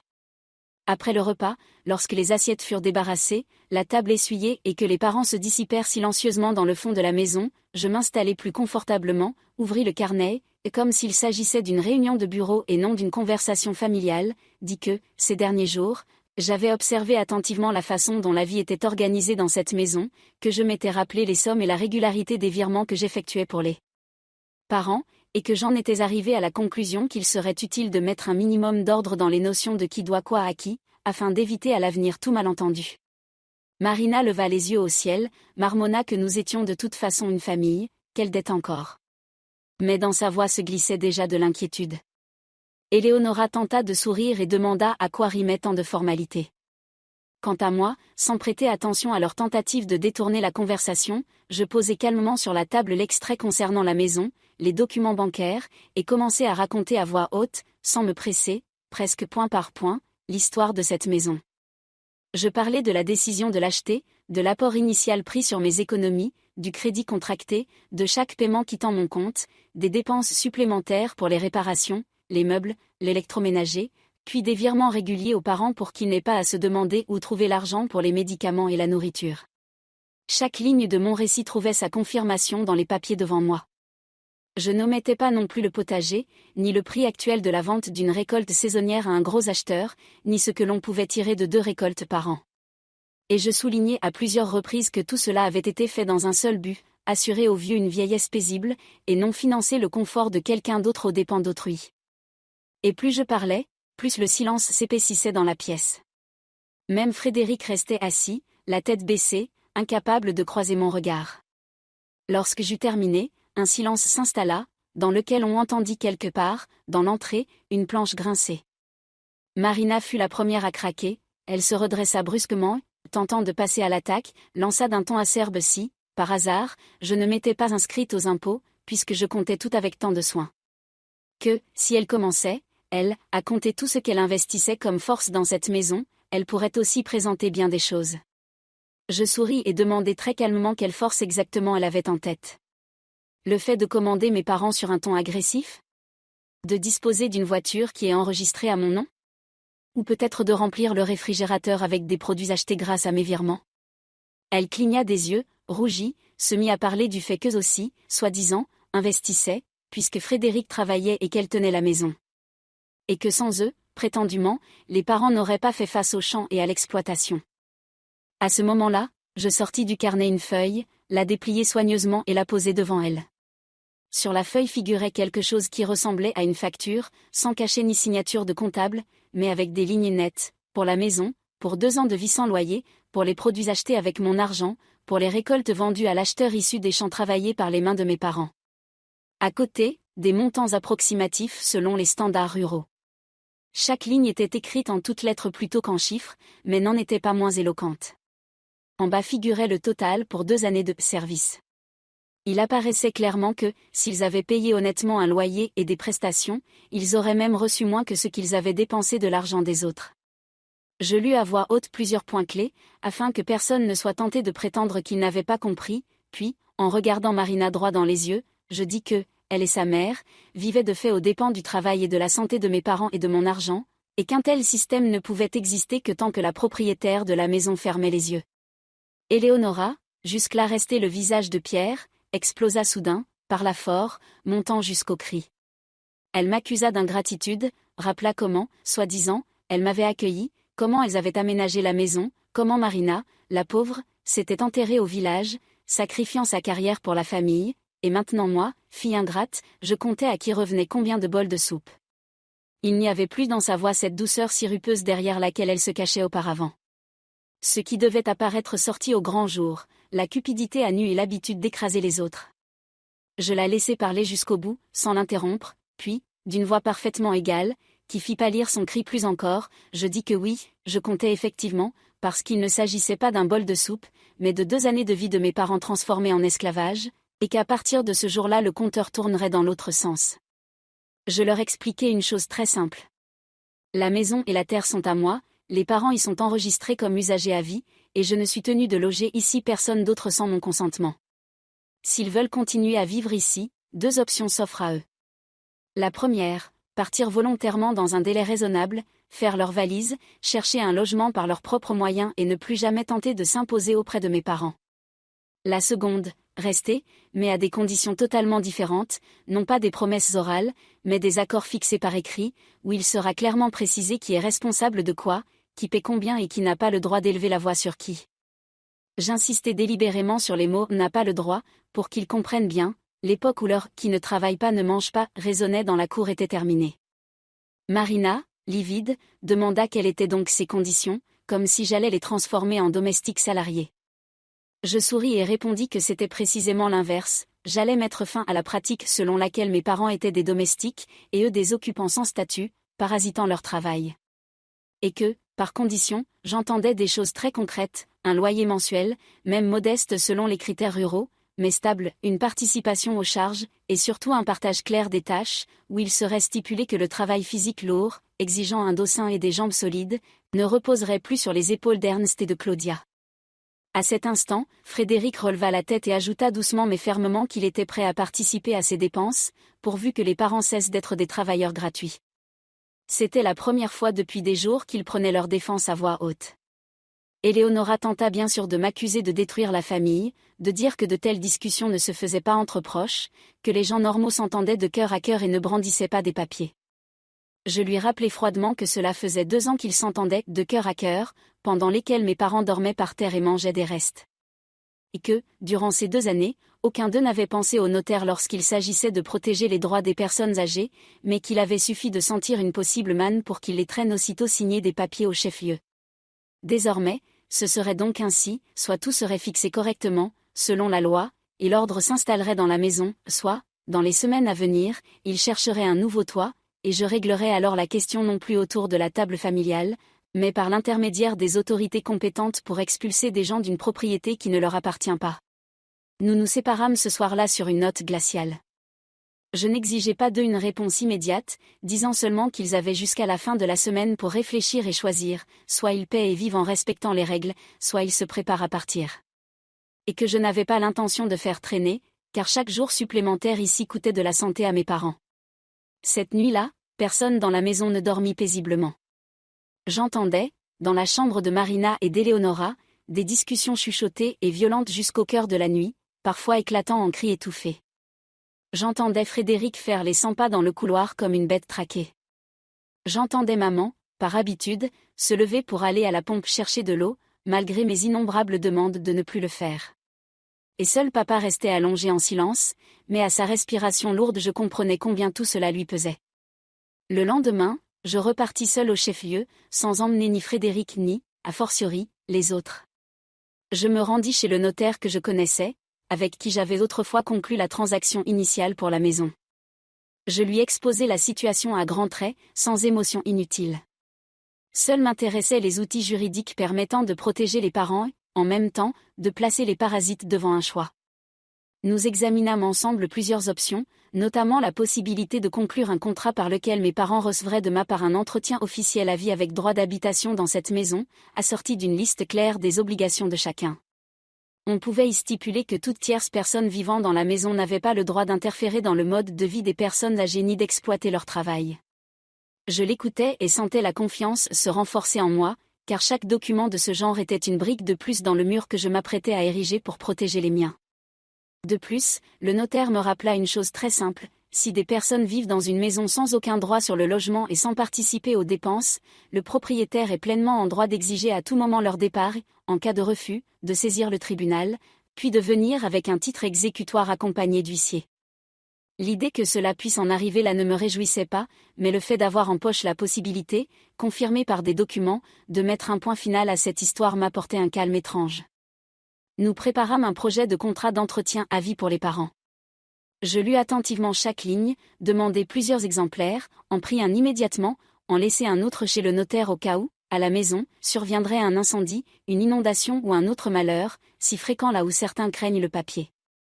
sur le chemin du retour vers le village, je savais déjà comment se déroulerait la soirée. Je voulais désormais que tout se fasse en présence de témoins, pour qu'ensuite personne ne puisse dire que j'avais forcé qui que ce soit ou trompé quelqu'un. Le soir, j'attendis exprès que les parents, fatigués mais par habitude encore debout près de la cuisinière, aient terminé le dîner. Je leur demandai de s'asseoir dans le salon, dans ces mêmes fauteuils dont Marina ne voulait pas entendre parler la veille, et annoncer que ce soir nous aurions un véritable conseil de famille, où chacun dirait son mot et prendrait sa décision. Éléonora et Marina entrèrent déjà sur leur garde, sans l'ancienne arrogance dans la démarche. La peur se lisait dans leurs yeux. Dans mes mains, il n'y avait pas seulement la chemise de documents, mais aussi le téléphone que je posais ouvertement à côté de moi, en disant que je souhaitais que tout ce dont nous allions convenir soit dit à voix haute, parce que trop de choses dans cette maison, ces dernières années, s'étaient décidées en coulisses, à voix basse, derrière le dos de ceux que cela concernait le plus. Je commençais non par des reproches ni par des chiffres, mais par ceux pour qui tout cela avait été entrepris. Je regardai calmement papa et maman et dis que ce que je voulais par-dessus tout, c'était qu'ils vivent leur vie paisiblement, dans leur maison, sans la peur d'être chassés de leur propre existence, sans cri ni humiliation, que plus personne ne décide à leur place à quelle heure se lever, combien de seaux porter et où dormir. Et que c'était pour cela que j'avais apporté ces papiers aujourd'hui, non pour les effrayer, mais pour les protéger. Je vis maman se crisper instinctivement en entendant le mot « papier », tandis que papa, au contraire, sembla se redresser, regardant attentivement la chemise dans mes mains. Il avait toujours pris les documents au sérieux, mais à un moment il avait cessé de croire qu'ils puissent jouer en sa faveur. Je déposai devant eux la feuille, expliquai à voix haute, avec des mots simples, de quoi il s'agissait. Un contrat par lequel je m'engageais officiellement à les entretenir jusqu'à la fin de leur vie, logement, nourriture, soins, tout ce qui est nécessaire, et par lequel ils obtenaient le droit légal de vivre dans cette maison sans craindre que quelqu'un vienne les jeter à la rue. Et selon lequel toute tierce personne vivant ici ne pourrait le faire qu'à condition de ne pas leur nuire ni d'exploiter leur travail. Je répétai plusieurs fois l'idée la plus importante pour eux, plus personne ne pourrait désormais les obliger à laver, porter de l'eau et dormir par terre pour que des étrangers vivent dans la chaleur et l'abondance, car cela serait inscrit non seulement dans ma tête, mais aussi dans un document scellé.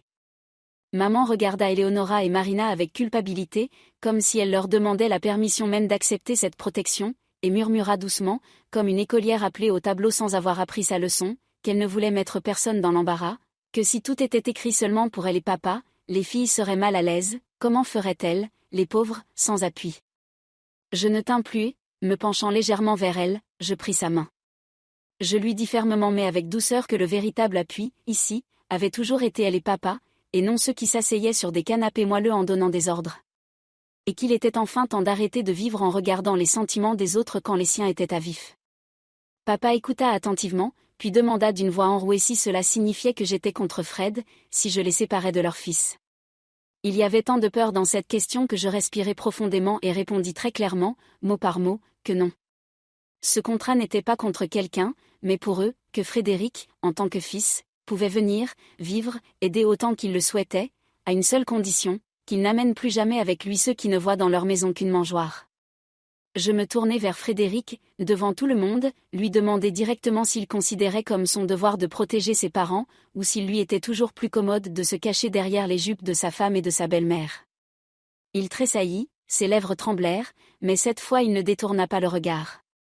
Se rassemblant, il dit d'une voix basse, un peu rauque, qu'il avait compris où sa mollesse l'avait mené, qu'il voyait comment vivaient son père et sa mère, et qu'il n'avait pas le droit d'exiger d'eux, en plus, qu'il continue à tout endurer pour préserver son mariage. Ce n'était pas un discours grandiloquent, mais chaque mot respirait l'honnêteté, du moins pour ce soir-là.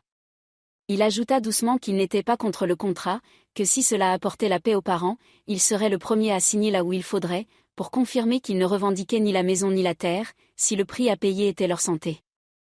Marina bondit aussitôt comme piquée par une guêpe, cria qu'il était un traître, que sa mère lui était donc étrangère et que ses vieux lui étaient plus proches, qu'il était prêt à jeter sa famille à la rue pour les caprices de ses parents.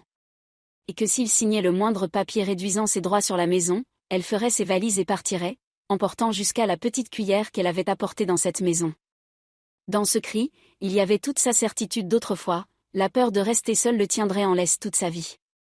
Éléonora renchérissait, rappelait tous les cas où, soi-disant, elle se levait pour cuisiner, soi-disant prenait soin des vieux, et affirmait que sans elle, les parents seraient depuis longtemps dans une maison de retraite. À ces mots, tout s'assombrit devant mes yeux, et les doigts de papa tremblèrent sur l'accoudoir du fauteuil. Je ne les interrompis pas dans leur flot de plaintes. Je pris simplement le téléphone, qui était posé à côté de moi depuis le début, lancer l'un des enregistrements d'hier et monter le volume. Dans la pièce retentit aussitôt le cri strident bien connu d'Éléonora, la façon dont elle traitait mon père de vieux inutile, hurlait qu'il fallait payer le logement jusqu'à la dernière miette, menaçait de les jeter à la rue s'ils cessaient d'obéir. Puis la voix de Marina, traînante, paresseuse, disant qu'elle n'avait pas engagé ici des pensionnaires pleins d'exigences. Si je ne l'avais pas vu de mes propres yeux, j'aurais moi-même eu du mal à croire à quel point les visages de ceux d'en face changèrent brusquement. Marina pâlit, ses lèvres devinrent fines comme un fil. Éléonora tenta de crier quelque chose, mais l'enregistrement couvrait sa voix. À ce moment-là, je coupai le son et dis doucement, en regardant mes parents, que voilà ce qu'étaient les soins et l'attention dont on les nourrissait depuis des années. Maman était assise, les mains serrées contre la poitrine, comme pour retenir son cœur. Ses yeux étaient pleins de larmes, mais ce n'étaient plus celles de l'impuissance auxquelles elle était habituée, c'étaient des larmes de blessure et de prise de conscience. Elle se tourna vers Marina, vers cette même jeune femme qu'elle avait suivie comme si c'était la sienne en venant s'installer dans la maison, et dit d'une voix à peine audible mais parfaitement distincte que si c'était là la gratitude pour la maison, la table et le petit enfant qu'ils avaient gardé dans l'espoir d'un peu de tendresse pour leur vieillesse, alors il valait mieux vivre de pain et d'eau, mais sans de tels mots. Papa ferma simplement les yeux, inspira profondément et murmura « Assez ». Dans ce « assez », il y avait tout, 2 ans de douleur, des nuits sans sommeil, des tables étrangères couvertes de plats, et sa propre honte de n'avoir protégé ni lui-même ni sa femme. Je déployai devant eux le contrat d'entretien à vie, leur montrai l'endroit où il était écrit que la maison restait à mon nom et que obtenait le droit d'y vivre tant qu'il serait en vie, indépendamment de quiconque partagerait ce toit. Je leur montrai la clause stipulant que personne n'avait le droit de les contraindre à un travail dépassant un volume raisonnable de tâches domestiques, et surtout que toute tentative de les isoler, de les priver de nourriture ou de les faire dormir dans des conditions indignes constituerait un motif pour que je m'adresse à la police et aux autres autorités. Pas comme une menace, mais pour qu'ils comprennent eux-mêmes que désormais leur nom serait soutenu non seulement par leur fille, mais aussi par la loi. Je tendis le stylo d'abord à papa. Sans se presser, il relut attentivement les lignes une fois encore, puis, d'une main tremblante, apposa sa signature, sans doute pour la première fois depuis de nombreuses années sous un document rédigé en sa faveur. Ensuite maman, longtemps hésitante, mais regardant tour à tour lui et moi, signa elle aussi. Lorsque les signatures furent apposées, je pliai soigneusement le contrat, en glissai un exemplaire dans la chemise, laissai l'autre sur la table et dis à voix haute qu'à partir de cet instant, toutes les questions concernant la maison, la terre et la vie sous ce toit se réglaient avec moi et uniquement avec moi, que les histoires du genre « on a emmené les vieux signer quelque chose » ne passeraient plus. Et que nous allions maintenant passer à la seconde partie, comment allaient vivre ceux qui n'étaient pas des résidents à vie. Marina s'embrasa, se leva d'un bond, déclara qu'elle n'avait pas l'intention de supporter une telle humiliation, qu'elle n'était pas sur un marché pour qu'on discute de conditions avec elle, qu'elle était la femme du propriétaire et qu'elle avait les mêmes droits que lui. Je haussai un sourcil, et calmement, sans méchanceté inutile, rappelai que le propriétaire ici, c'était moi, et que Frédéric était mon frère, qui avait un droit moral de venir et de vivre dans la maison de ses parents, mais aucun droit juridique de disposer d'un bien qui ne lui appartenait pas. Je sortis une seconde feuille, moins volumineuse, plus simple, et la posai devant eux, à côté d'une assiette vide. J'expliquai qu'il s'agissait d'un brouillon de contrat de location, en clair, d'un accord de résidence. S'ils choisissaient de rester, il y était écrit que Marina et Éléonora pouvaient vivre dans cette maison à condition de payer chaque mois une somme déterminée pour le logement, de participer aux charges, et surtout sous l'interdiction formelle d'utiliser le travail des parents comme paiement pour un toit. Au contraire, il y était clairement indiqué que le travail physique lourd dans la maison et sur le terrain, porteur des charges, nettoyer de grandes surfaces, arroser, et ainsi de suite, incombait aux plus jeunes et aux plus valides, c'est-à-dire à elle et à Frédéric. Je leur proposai, avec un calme appuyé, de lire tranquillement et soit de signer, soit de dire immédiatement qu'elle refusait les conditions, afin que nous ne perdions pas de temps. Éléonora siffla qu'elle n'était pas une simple locataire pour payer chaque mètre carré, qu'elles étaient de la famille et qu'elle ne tolérerait pas un tel traitement. Je répondis, sans élever la voix, que la famille, c'était quand les gens vivaient en tenant compte des forces et de l'âge des autres, alors qu'elles avaient installé une pension gratuite aux frais et sur le dos d'autrui. Et que si payer pour vivre dans une maison qu'elle considérait comme acquise depuis des années lui semblait insultant, elle avait une excellente alternative, passer au service de location du chef-lieu et voir combien coûte un appartement qu'il faut payer sans les virements de quelqu'un d'autre ni les récoltes des champs d'autrui. Je proposai même, si besoin, de l'aider à trouver une annonce convenable. Cela sonnait dur, bien sûr, mais je ne voyais plus l'intérêt de marcher sur la pointe des pieds autour d'elle. Marina, sentant que ses méthodes habituelles de pression ne fonctionnaient plus, changea brusquement de tactique. Elle se rassit, baissa les yeux, sa voix devint plaintive, douce. Elle commença à parler de sa peur, de l'idée d'être jetée à la rue, de ses rêves de famille, de maison, de tranquillité, que oui, peut-être avait-elle dépassé les bornes par moments, fatiguée, à bout, mais qui ne se trompe pas. Que si je les obligeais maintenant à payer, ils n'y arriveraient pas à cause des dettes et des crédits, et que si je les expulsais, Frédéric partirait avec elle, laissant de nouveau les parents seuls, et à qui cela ferait-il du bien? Elle parlait de manière à susciter la pitié de n'importe quel étranger. Mais après ces jours, j'avais trop entendu sa vraie voix et trop vu ses gestes véritables pour me laisser prendre à cette enveloppe douce. Du coin de l'œil, je vis maman esquisser un mouvement vers elle, comme par habitude, prête à compatir, puis regarder le contrat posé sur la table avec leur signature et baisser la main. Je répondis à Marina avec le même calme qu'auparavant. Je dis que je ne jetais personne dehors, que je donnais un choix. Et que c'était précisément ce qui distinguait les adultes des enfants, la capacité d'assumer un choix et d'en répondre. S'ils décidaient de rester, ils accepteraient les règles, payer, travailler équitablement, cesser de commander les personnes âgées. S'ils partaient, ce serait leur décision, je n'irais pas traîner leurs valises jusqu'au portail. Mais je n'avais pas non plus l'intention de les laisser continuer à vivre comme ils l'avaient fait jusque-là. Je m'adressai alors directement à Frédéric, sans sous-entendu. Je lui dis que pour lui aussi, l'heure du choix était venue.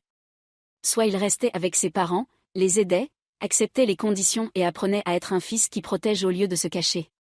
Soit il partait avec sa femme et sa belle-mère et n'avait plus le droit d'exiger des parents ni argent, ni toit, ni aide, car on ne peut pas avoir les deux pieds sur des rives différentes en même temps. Le silence, tel une vieille horloge au mur, mesurait chaque seconde.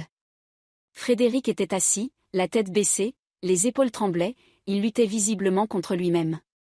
Dans les yeux de maman se figeait une terreur, comme si elle craignait qu'à l'instant même son fils ne se lève et, en claquant la porte, ne parte pour toujours. Dans ceux de papa, il y avait une résignation lasse, comme s'il ne croyait déjà plus à rien de bon. Éléonora et Marina le regardaient comme pour le retenir, l'attacher à elle par la force du regard. Je voyais les poings serrés de Marina blanchir, elle murmurait presque sans voix son prénom, comme une incantation. Mais à un moment, il inspira profondément, releva la tête et dit très simplement, sans grand discours, qu'il resterait avec ses parents, parce que c'était sa maison depuis l'enfance. Et que si Marina voulait être à ses côtés, elle pourrait aussi rester, mais non plus en maîtresse de tous, simplement comme un membre de la famille. Sinon, il ne la retiendrait pas à tout prix. Ces mots furent prononcés doucement, mais il y avait en eux une volonté enfin née, si forte que, pendant un instant, personne ne sut quoi répondre. Marina le regarda comme si elle ne le reconnaissait plus, puis bondit brusquement, repoussa la chaise avec fracas, cria qu'il le regretterait, que sans elle il n'était rien, et qu'elle lui montrerait encore qui était le véritable maître dans cette vie. Et elle quitta la pièce en trombe. Éléonora se précipita derrière elle, mais sur le seuil se retourna vers moi et cracha entre ses dents qu'elle ne laisserait pas les choses ainsi, qu'on verrait bien qui resterait le plus longtemps dans cette maison, les vieux ou la fille intelligente de la ville. Dans sa voix, il n'y avait plus de certitude, seulement une rage méchante et impuissante. Et je notai intérieurement que les menaces avaient commencé, nous étions passés du parasitisme silencieux à la résistance ouverte. Et, étrangement, cela ne faisait que me faciliter la tâche. Avec de telles personnes, il est plus simple d'agir quand elles montrent ouvertement les dents. Lorsque la porte claqua derrière elle, la maison sembla expirer. Je regardai mes parents. Ils étaient assis comme après une violente tempête, ébouriffés, désorientés. Mais au fond des yeux de papa, pour la première fois depuis des jours, scintilla cette lueur que je connaissais depuis l'enfance, non pas une soumission résignée, mais une dignité obstinée. Il dit doucement qu'il ne savait pas où tout cela mènerait, mais qu'il me remerciait d'avoir enfin dit à voix haute ce qu'il avait lui-même eu peur de penser. Maman serra le contrat contre sa poitrine comme une icône et murmura qu'elle avait peur, mais que revenir à ce qui avait été lui faisait encore plus peur. Je m'approchai, les pris tous les deux dans mes bras, sentant leurs épaules maigres frémir, et leur dis à voix basse que le plus dur était le premier pas, et qu'ensuite ce ne serait plus effrayant, seulement beaucoup de travail, moral, domestique et juridique. Mais que chaque jour de ce travail les rapprocherait d'une vie normale, et non d'un énième bol de bouillie froide dans la cuisine du fond. Le soir, une étrange tranquillité régnait dans la maison. Marina et Eleonora claquaient des portes, fouillaient quelque chose dans la chambre, et parfois nous parvenaient des bribes de conversation où revenaient des mots comme « il faut réfléchir »,« peut-être faire semblant pour l'instant »,« il faut appeler quelqu'un en ville ». Je les écoutais et je comprenais qu'elles chercheraient des moyens de se dérober. Peut-être qu'elles joueraient sur la pitié, peut-être qu'elles tenteraient d'impliquer des connaissances pour intimider les parents. Mais je n'avais plus cette ancienne confusion. Je savais que désormais nous n'avions pas seulement des mots, mais aussi des signatures, un contrat, des enregistrements et des extraits officiels. Et que chacun de leurs pas selon l'ancien scénario deviendrait non seulement désagréable, mais aussi une preuve utile de la manière dont elles traitaient réellement les personnes âgées. Et plus elles essaieraient de me remettre à ma place, plus elles se rapprocheraient de cette ligne fatidique au-delà de laquelle des gens en uniforme arrivent déjà non pas avec des sourires, mais avec des inventaires et des injonctions de libérer un bien qui ne leur appartient pas. Le matin qui suivit ce conseil de famille fut étrangement clair, comme si l'air même de la maison avait changé, devenu plus transparent, bien que lourd des rancœurs accumulées au fil des années. Je me réveillai tôt, avant même d'entendre dans le couloir les pas familiers de maman, mais non plus avec l'angoisse d'hier, plutôt avec la conscience intérieure que chaque nouveau jour devait désormais servir non à observer, mais à consolider ce qui avait été fait, avant que Marina et Eleonora ne trouvent comment tout renverser. Je sortis dans le couloir et vis que maman, par vieille habitude, se traînait déjà vers la pompe avec des seaux. Je lui pris doucement mais fermement les anses des mains et dis qu'à partir d'aujourd'hui, l'eau lourde serait portée uniquement par ceux dont les articulations ne craquent pas encore. Je me tournai vers la porte de la chambre d'où venait un bruissement, assez fort pour être entendu, appelai Frédéric, lui demandant d'aider pour l'eau et le bois. Il apparut presque aussitôt, comme s'il n'avait pas dormi. Sa chemise était boutonnée à la hâte, ses yeux étaient rouges, mais, contrairement aux jours précédents, il ne tenta ni de plaisanter ni de se cacher. Il prit simplement les seaux en silence et se dirigea vers la pompe, comme s'il avait accepté intérieurement que c'était désormais à son tour de tirer pour la maison. Marina sortit plus tard, déjà habillée, les cils maquillés, mais sans l'ancienne décontraction insolente. Ses claquettes claquaient fort sur le sol. Il y avait du métal dans sa voix lorsqu'elle demanda si, à la lumière des nouvelles d'hier, je comptais aussi prendre en charge la cuisine, puisque j'étais si correcte. Je lui souris presque aimablement et répondis que pour la cuisine, ce serait désormais simple. Chaque jour, on assurerait la cuisine à tour de rôle, moi, maman et elle. Et les jours où Marina serait à la cuisine, les parents auraient parfaitement le droit de ne même pas y apparaître, car je n'avais plus l'intention de voir comment, tenant à peine debout, ils essayaient de tout faire à la fois pour eux et pour les plus jeunes. Cette décision ne lui plut évidemment pas, mais elle ne se lança pas tout de suite dans une dispute. Ses lèvres se crispèrent seulement, et je reconnus clairement dans ce geste ce désir familier de se venger à sa manière, discrètement, en douce. Vers midi, quand le soleil s'était déjà élevé au-dessus du jardin, des voisins passèrent dans la cour. D'abord une vieille dame de la rue voisine, puis le chef du conseil rural, ce même président qui, lors de l'achat de la maison, nous avait aidés à remplir certains papiers. Je compris qu'Éléonora avait déjà, dès le matin, fait le tour d'une bonne moitié du village en répandant sa version des faits, car la voisine, à peine le seuil franchi, commença par un soupir plaintif. « Comment ça se faisait, Valentina, que tu mettes à la rue ta belle-fille et ta co-belle-mère, qu'est-ce qu'elles ont bien pu te faire ?» Je l'invitai calmement à entrer, la fis asseoir à table, lui servit du thé, puis, devant le président, sans élever la voix mais très en détail, raconter comment, depuis déjà 2 ans, mes parents dormaient par terre dans le débarras, comment ils se nourrissaient de restes, comment, pour une maison achetée avec mon argent, ils payaient en réalité de leur travail, portant l'eau et l'avant à la main, et comment on les traitait d'inutiles à la moindre pause.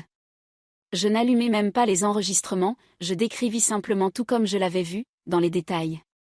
Et au bout de quelques minutes, la vieille dame sanglotait déjà et se signait, répétant qu'on ne souhaiterait pas cela même à un ennemi.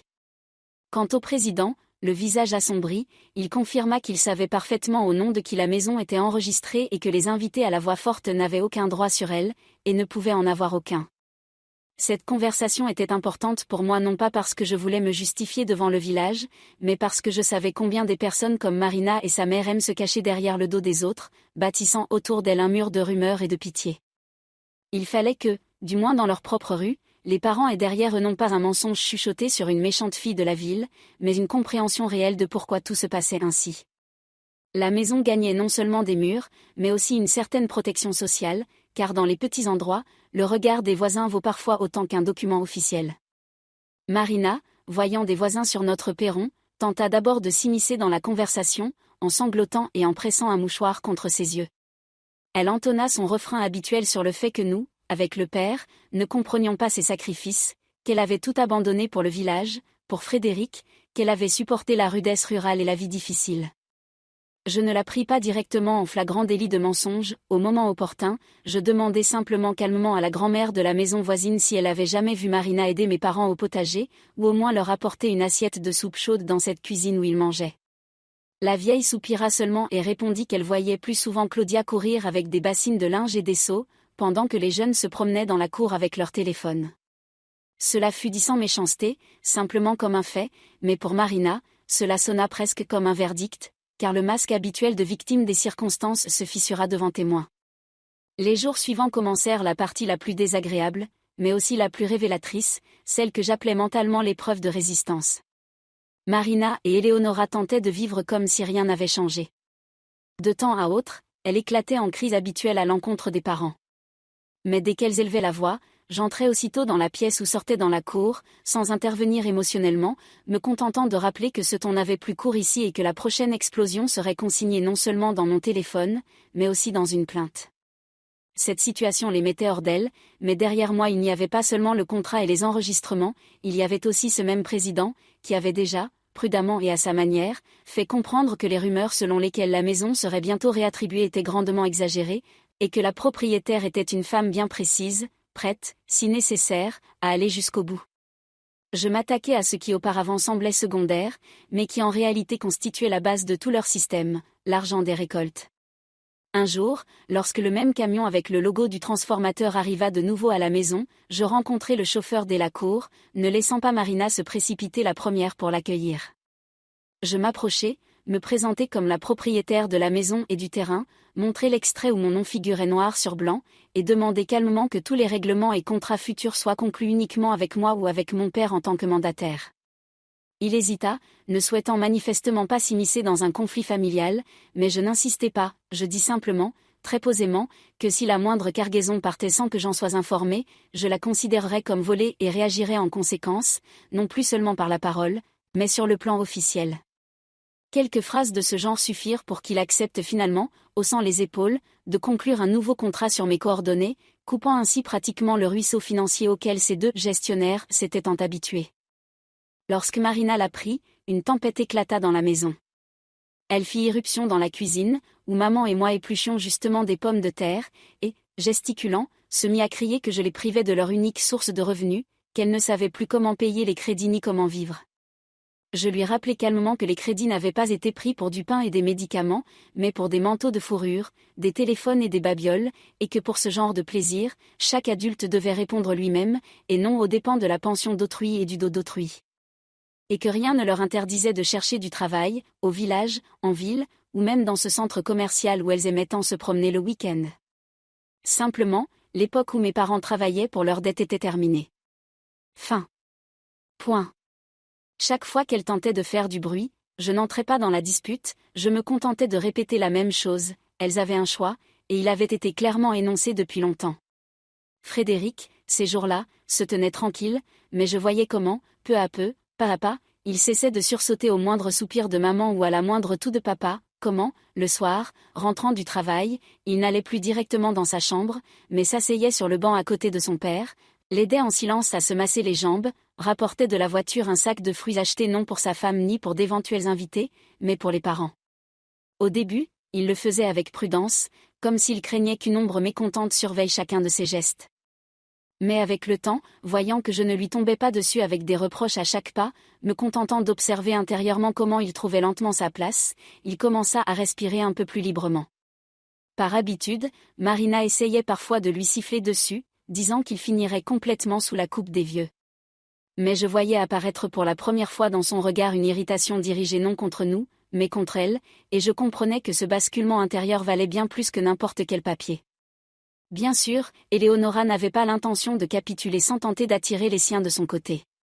Un jour, en plein après-midi, une femme en costume sévère, un dossier sous le bras, entra dans la cour avec une expression comme si elle venait nous faire la morale au nom de la loi. Elle se présenta comme juriste venue de la ville, et très vite, presque d'une seule traite, se mit à expliquer qu'elle avait entendu parler du conflit et que, dans de telles situations, il existait divers moyens de protéger les droits de toutes les parties, comptant manifestement sur le fait que nous, avec les parents, prendrions peur et commencerions à nous justifier. Je l'écoutais patiemment jusqu'au bout de son flot de généralités, puis lui demandai très calmement de me montrer une procuration ou tout autre document indiquant qu'elle représentait précisément les intérêts de mes parents, et non de ceux qui parasitaient cette maison. Lorsqu'il devint clair qu'un tel document n'existait pas et ne pouvait pas exister, puisqu'au mieux elle avait été engagée par Éléonora elle-même, je souris et dis que j'étais ravie qu'elle ait les moyens de dépenser de l'argent en consultation, et que si les parents en éprouvaient le désir, nous nous adresserions nous-mêmes à un spécialiste avec lequel nous étions déjà en contact depuis longtemps. Ce petit épisode montra à tous dans la maison que l'époque où l'on pouvait amener des gens en costume avec des papiers pour effrayer des vieux du village était révolue. Désormais, toute personne arrivant avec un dossier se heurterait d'abord à moi et aux documents que j'avais déjà placés au fondement de la protection des parents. Après le départ de cette dame, Éléonora se plaignit encore longtemps dans la cuisine auprès de Marina, disant que les gens voulaient le bien et qu'on ne les écoutait pas, promettant de trouver un véritable avocat qui expliquerait à cette maligne qu'elle avait tort. Je ne discutais pas. Qu'elle cherche, qu'elle dépense de l'argent. Plus elle s'agiterait, plus vite elle se rapprocherait elle-même de la ligne finale. Dans ce genre de jeu, il m'a toujours été plus facile d'agir ouvertement et franchement que pour elles en douce. Le tournant fut l'histoire des affaires. Au fond de moi, je m'attendais probablement à ce qu'un jour ou l'autre elles tentent de partir en emportant ce qui ne leur appartenait pas. Un soir, rentrant avec les parents du terrain attenant, où nous avions trié ensemble des pommes de terre, je tombai sur une scène étrange dans le couloir. Près de la porte se tenaient des valises pleines à craquer, à côté de grands sacs noués. Marina et Éléonora allaient et venaient, sortant des chambres tantôt des couvertures, tantôt de la vaisselle, tantôt des objets de décoration que maman avait autrefois choisis avec tant d'amour. Je m'arrêtai sur le seuil, m'appuyai contre le chambranle et, pendant un moment, les observai en silence, sans aucune gêne, emporter même mes affaires, jusqu'à ce que Marina tente d'arracher du mur l'horloge que j'avais achetée en cadeau pour l'anniversaire de mon père. À cet instant, je tout sautai doucement, et toutes les deux sursautèrent en même temps, comme prises sur le fait. Ce qui, en réalité, était exactement le cas. Marina, bien sûr, fut la première à essayer de retourner la situation à son avantage. Elle se mit à vociférer qu'elle partait de toute façon, qu'elles n'avaient pas l'intention de vivre sous la dictée de qui que ce soit, et qu'elles avaient le droit d'emporter ce qui leur appartenait. Certes, par ce qui leur appartenait, elle entendait pratiquement tout ce qui avait eu le temps de lui plaire à l'œil pendant ces 2 années. Je m'approchai calmement des valises, sans y toucher, me contentant de regarder attentivement les bords des nappes de maman qui dépassaient, mes livres, des bricoles qui n'avaient strictement rien à voir avec elle. Et d'une voix égale, je dis que si elle considérait le bien d'autrui comme le leur, alors nous avions effectivement une conception totalement différente de la famille. Puis, sans hausser le ton, mais déjà sans aucune allusion, je les avertis que j'allais simplement sortir mon téléphone et appeler l'agent de quartier pour ouvrir les valises et les sacs en sa présence, et que ce serait ensuite à un homme en uniforme de décider où se trouvaient les effets personnels et où commençait la tentative d'emporter ce qui ne leur appartenait pas. Cette seule phrase suffit pour que le sang monte au visage d'Éléonora. Elle s'agita précipitamment, se mit à sortir de la valise un plaid, de la vaisselle, des livres, marmonnant qu'elle s'était trompée, qu'elle croyait que c'était à tout le monde. Marina serra les lèvres, marmonna quelque chose de vexé sur le fait que je les faisais passer pour des voleuses, tout en comprenant parfaitement ce à quoi elles s'étaient livrées durant la dernière demi-heure. Quant à moi, sans savourer leur honte, je dis simplement d'un ton froid, qu'elles prennent ce qui est à elles, les vêtements, les bijoux personnels, les cosmétiques, les affaires d'enfants, si quelque chose avait réellement été acheté avec leur propre argent. Mais tout ce qui se trouvait dans cette maison avant leur arrivée et qui avait été acheté avec mes fonds ou mes virements resterait ici. Et que si je constatais la disparition ne serait ce que d'un seul objet, je réglerais la question non plus par des paroles, mais comme il se doit. Cette journée fut pour les parents à la fois effrayante et libératrice. Effrayante, parce que chaque bruit de fermeture éclair résonnait dans le cœur de maman comme l'idée que son fils allait maintenant partir définitivement. Libératrice, parce que chaque objet que Marina reposait sur une étagère était une petite confirmation que leur maison n'était plus perçue comme un entrepôt sans maître. Frédéric, pendant ce temps, se tenait à l'écart, pâle, les poings serrés. Je voyais combien il lui était difficile de regarder l'agitation de Marina, d'entendre ses accusations à son encontre. Mais il n'intervenait pas, ne se jetait pas pour sortir les affaires à leur place ou traîner les valises vers la voiture. Et dans ce refus silencieux de participer à la mise en scène, il y avait bien plus de courage que dans n'importe quel discours tonitruant. Vers le soir, les valises finirent tout de même par se retrouver près du portail. Marina, échauffée, le visage rouge, jaillit dans la rue, claqua bruyamment la barrière, déclarant qu'elle partait en ville chez une amie, et qu'on verrait bien si elle reviendrait un jour dans cette maison. Éléonora la suivit, mais s'arrêta néanmoins sur le seuil, se tourna vers les parents, abaissant la voix jusqu'à un ton insinuant, presque caressant, tenta une dernière fois d'appuyer là où ça faisait mal. Qu'ils réfléchissent, les vieux, à comment ils feraient sans elle, qui leur apporterait l'eau, qui amènerait le petit-fils, qui les conduirait chez les médecins. Je ne laissai pas maman et papa répondre par politesse, comme ils en avaient l'habitude. Je dis moi-même calmement que pour l'eau, ils apprendraient à demander à ceux qui les respectaient au lieu de leur crier dessus. Que amener le petit-fils dans cette maison n'était interdit à personne, tant que les parents de l'enfant seraient prêts à respecter les règles. Et que pour aller chez le médecin, je les conduirais moi-même, j'avais heureusement ma propre voiture. Sur ces mots, la conversation prit fin.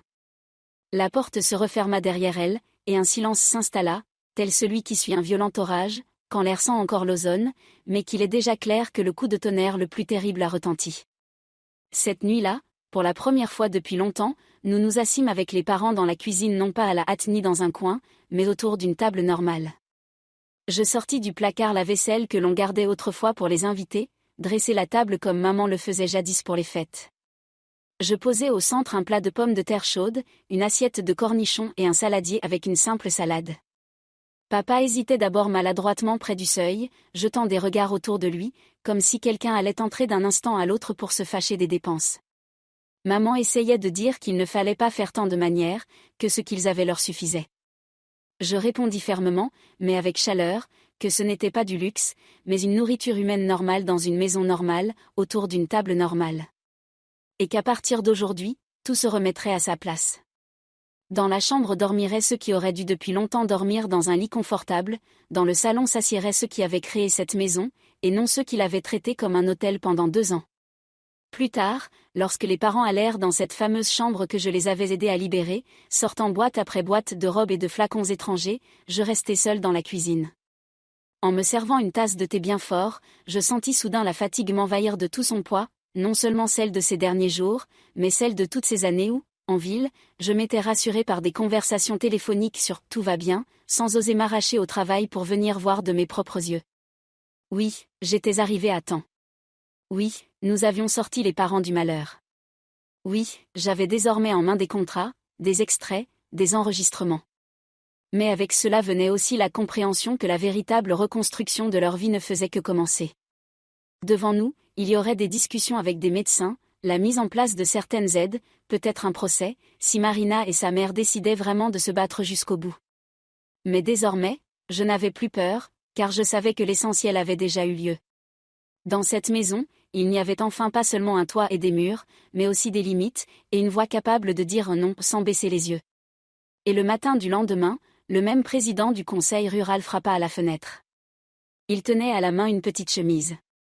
Il s'assit sur le banc près de la maison, posa la chemise sur ses genoux et, après un moment de silence, dit qu'il avait entendu parler du départ de la veille, que le village, bien sûr, bruissait déjà de qui avait chassé qui avait abandonné qui. Mais que cela l'importait peu. Ce qui était bien plus important, c'était que désormais tout soit réglé de telle sorte qu'aucune personne qui viendrait soudain avec des prétentions ne puisse ébranler la situation des parents. J'écoutai sa proposition, la rangeai avec mes autres papiers, et à cet instant je compris clairement que mon plan, qui n'existait encore récemment que dans ma tête, était déjà devenu réalité. Et qu'il ne restait plus que la toute dernière chose à faire, mettre un point final, afin que l'ancienne vie dans cette maison ne puisse plus revenir ni sous le prétexte de « nous venons faire la paix », ni sous le masque de « nous sommes quand même une famille ». Le président ne tourna pas longtemps autour du pot. Il s'assit sur le banc comme s'assoient les gens qui ont quelque chose à dire et rien à cacher. Il ouvrit sa chemise et me montra plusieurs feuilles, où figuraient déjà des ébauches d'actes, de caractéristiques, de certificats divers.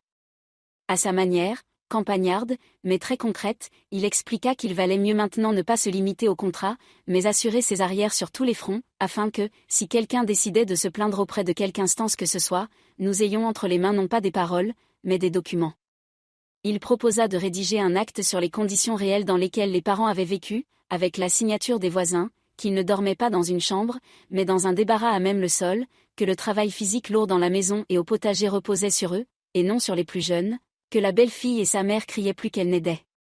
Tout cela sonnait désagréable, comme s'il fallait à nouveau verbaliser leur humiliation. Mais je comprenais que ce n'était pas pour les ragots, mais pour la protection. Je hochai donc simplement la tête et dis que j'étais prête à passer par tous les détails si cela pouvait leur apporter la paix. Quelques jours plus tard, papa, maman et moi repartîmes au chef-lieu, cette fois tous les trois, sans nous presser, comme pour une affaire sérieuse. Le président passa nous prendre en chemin, s'assit sur la banquette arrière, soupira à la manière des anciens et dit qu'il n'aurait jamais pensé qu'à son âge il devrait rédiger des papiers non pas sur les récoltes, mais sur la maltraitance des vieux. Mais puisque c'était ainsi, il fallait aller jusqu'au bout. Au centre administratif, nous déposâmes le contrat pour enregistrement. Le notaire que je connaissais déjà examina attentivement toutes les signatures, demanda 2 ou 3 fois aux parents s'ils comprenaient bien tout, s'ils voulaient vraiment cela, sans aucune pression. Et lorsqu'il fut convaincu que oui, il dit doucement, humainement, que désormais, même si le monde entier se liguait, il serait très difficile de les mettre dehors. Les inscriptions nécessaires suivirent leur chemin à travers les bureaux, et je me retrouvai avec un autre feuillet, mince mais terriblement lourd, muni d'un cachet officiel. Je le rangeai dans la même chemise où se trouvaient déjà les extraits, les enregistrements, notre contrat, et je sentis qu'à l'intérieur, une autre porte venait de se refermer sur un verrou solide. À la demande du président, l'agent de quartier du chef-lieu passa lui aussi nous voir un jour, non pour arrêter qui que ce soit, mais plutôt à titre préventif. Il s'assit dans la cuisine, but du thé, écouta notre version et le grognement sombre, déjà indirect, sur on a expulsé de pauvres femmes. Il examina les papiers, se gratta pensivement la nuque et dit que si les anciennes habitantes commençaient à proférer des menaces trop bruyantes ou, Dieu nous en garde, tentaient de revenir par la force, il fallait l'appeler immédiatement, sans hésiter. Il n'était pas de ceux qui aiment se mêler des affaires de famille, mais la frontière entre ils ne s'entendent simplement pas et une violence manifeste était claire pour lui. Et la façon dont mes parents avaient vécu ces dernières années se situait manifestement bien au-delà de cette frontière. De ces mots simples, prononcés sans pathos, maman se sentit soulagée. Le soir même, elle avoua que c'était comme si quelqu'un lui avait ôté une lourde main des épaules. Pendant si longtemps, elle avait vécu avec le sentiment que, si les filles se fâchaient, personne ne prendrait leur défense. Et maintenant, elle savait au moins vers qui se tourner, en dehors de moi. La vie après le départ de Marina et de sa mère ne se transforma pas aussitôt en image de carte postale. Il n'y eut pas de conte de fées. Les maladies ne disparurent pas, les articulations de papa ne cessèrent pas de le faire souffrir à cause d'un simple papier estampillé. Mais l'essentiel changea, un autre ordre s'installa dans la maison. Et dans ce nouvel ordre, mes parents, pour la première fois depuis longtemps, se trouvaient au centre, et non quelque part aux marges de leur propre vie. Dès la première semaine, papa et moi ramenâmes dans la chambre le matelas que nous avions reconquis des robes et des flacons étrangers. Je retroussai moi-même les manches, avec le garçon du voisinage, laver les sols, trier les armoires, enlever toute cette décoration poisseuse, imprégnée de parfums étrangers, qu'on y avait entassés. Maman resta longtemps sur le seuil, les mains serrées contre sa poitrine, comme si elle n'arrivait pas à croire que c'était de nouveau sa chambre, son oreiller, son plaid, et non plus un coin provisoire dans un débarras. Le soir, lorsqu'ils se couchèrent dans leur lit, certes anciens, mais doux, papa, presque endormi, dit à voix basse, comme un gamin à qui il n'est enfin plus nécessaire de surveiller le tour de quelqu'un d'autre, il me semble que je dors chez moi. À ces mots simples, tout se serra en moi, car il devint clair à quel point le sentiment d'avoir des maîtres étrangers dans leur propre maison était allé loin. Nous nous mîmes d'accord pour qu'ils ne portent plus les travaux lourds dans la cour et au potager. Papa conserva ce qui lui plaisait et correspondait à ses forces, gratter un peu la terre près du perron, réparer quelque chose, clouer, s'asseoir avec l'arrosoir près des tomates. Maman, la petite cuisine, où elle avait toujours été reine, mais sans les bassines de linge ni les seaux d'eau glacée. Pour le bêchage et la récolte, j'engageai le garçon de la maison voisine, le même qui m'avait déjà aidé pour la chambre. Je m'entendis avec lui honnêtement, à des conditions claires. Et chaque fois que je lui donnais de l'argent pour une journée de travail, papa tentait d'abord de protester, disant qu'il n'était pas encore complètement fichu et qu'il pouvait faire lui-même. Puis il s'y habitua, comprit que ce n'était pas du luxe, mais un ordre normal des choses. Il avait simplement vécu pendant de longues années dans un système de coordonnées où tout se faisait toujours par « il faut », comme il se doit et « n'allons pas faire de dépenses inutiles ». Et maintenant, il fallait réapprendre à ne dépenser ses forces que là où on en avait vraiment envie. Je m'occupais enfin de ce que je remettais à plus tard depuis trop longtemps, je les emmenais chez les médecins, les inscrivit pour des examens, fit la queue dans ces longs couloirs qu'ils acceptaient autrefois comme une punition allant de soi pour avoir essayé de comprendre ce qui leur faisait mal. Il s'est avéré que mon père avait depuis longtemps besoin non pas d'une pommade de la pharmacie du village, mais de véritables cures de traitement. Maman, d'injections et de gymnastique légère, et non de nouveaux bassins remplis d'eau. Et chaque fois que le médecin demandait pourquoi ils avaient attendu, pourquoi ils n'étaient pas venus plus tôt, tout se serrait en moi, parce que je connaissais la réponse. Ils avaient peur de dépenser mon argent pour eux-mêmes, estimaient qu'il valait mieux aider les jeunes que soigner de vieux os. Désormais, chaque ordonnance, chaque attestation était pour moi comme une petite brique dans la maison que nous reconstruisions autour d'eux. De Marina et de sa mère, nous n'entendions parler ces jours-là que par fragments. Certains voisins disaient qu'elles étaient parties en ville, hébergées chez des connaissances. D'autres ajoutaient qu'Éléonora avait déjà raconté sa version de l'histoire à une dizaine de personnes, où, bien sûr, elle apparaissait en bienfaitrice, et nous comme des ingrats. Elle tenta encore à 2 reprises d'appeler les parents, d'abord avec des reproches, puis avec des plaintes, des excuses, des promesses de tout arranger, demandant à venir quelques jours, simplement pour parler.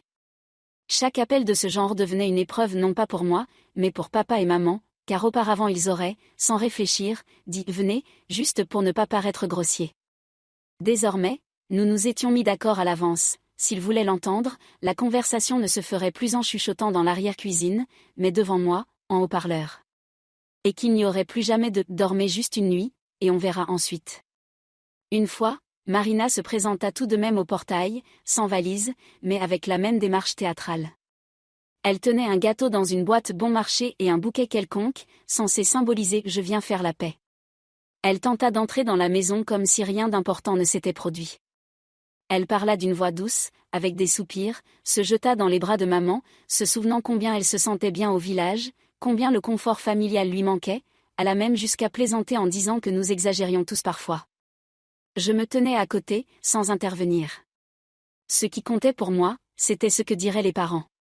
Maman hésita une seconde, l'habitude de se tendre vers quiconque demandait de la chaleur fit tressaillir ses épaules. Puis son regard tomba sur le contrat encadré au mur, juste à côté de la photo de famille. Et, à sa propre surprise, elle se redressa, s'écarta de Marina et dit d'une voix calme, étonnamment ferme, qu'on ne pouvait revenir ici que si l'on était prêt à vivre selon les règles désormais établies, et non selon les habitudes. Et que ce n'était plus ni une pension ni une maison de repos gratuite. Papa se tenait à côté, silencieux, mais à son visage fermé je voyais qu'il ne laisserait plus personne s'essuyer les pieds sur lui. Marina, entendant ces mots non pas de ma bouche, mais de celle qu'elle considérait autrefois comme sans défense, fut déconcertée. Ses lèvres tremblèrent, elle tenta de tout transformer en plaisanterie, disant que, voyons, est-ce qu'il lui en voulait vraiment à ce point ? Mais le ton des parents était si posé et sans appel que la plaisanterie resta suspendue dans l'air. J'ajoutai seulement que si elle voulait simplement venir en visite, s'asseoir à table, écouter comment ils allaient, elle pouvait le faire à tout moment. Mais vivre ici, disposer de tout, donner des ordres et surtout recommencer à les transformer en domestiques, jamais, en aucune circonstance. Elle n'osa pas entrer ce jour-là. Elle piétina sur le seuil, haussa les épaules, lança qu'elle réfléchirait encore, et repartit, emportant avec elle le gâteau et le bouquet, espérant sans doute trouver un autre endroit où ses larmes n'avaient pas encore perdu leur pouvoir. Avec Frédéric, tout était à la fois plus compliqué et plus simple. Les premières semaines après le départ de sa femme, il errait dans la maison comme quelqu'un qui ne sait pas à quelle station il est descendu. C'était difficile pour lui. Il souffrait non seulement d'avoir perdu la présence familière d'une femme à ses côtés, mais aussi d'avoir, pour la première fois depuis de longues années, vu son propre reflet dans des yeux étrangers, non pas comme quelqu'un de doux et de gentil, mais comme celui qui avait longtemps fermé les yeux sur la douleur d'autrui. Nous ne faisions pas semblant qu'il n'y avait pas de tension entre nous, mais nous ne faisions pas non plus de scène. Je lui laissai la possibilité de décider lui-même où il voulait vivre désormais. Et il choisit un chemin étrange, mais honnête, s'inscrire officiellement en ville, là où il travaillait, tout en passant la majeure partie de son temps chez les parents, les aidant pour la maison, les papiers, les déplacements. Parfois, il partait quelques jours, puis revenait le visage fatigué, s'asseyait en silence sur le banc, sortait de sa poche de l'argent et le posait sur la table devant maman, répétant toujours la même phrase, « C'est pour l'électricité, pour les médicaments, pour le fait que j'ai été aveugle pendant tant d'années. » Un soir, il m'avoua que Marina avait encore essayé de le retenir par téléphone, promettant de repartir à zéro. Mais que dans chacun de ces mots transparaissait toujours ce même désir familier de retenir non pas des personnes, mais les conditions qui lui étaient confortables. Et il comprit que s'il revenait, tout reprendrait comme avant, en pire encore, pour lui comme pour les parents. Alors il déposa une demande de divorce, calmement, sans scandale, sans scène, signant simplement là où il le fallait.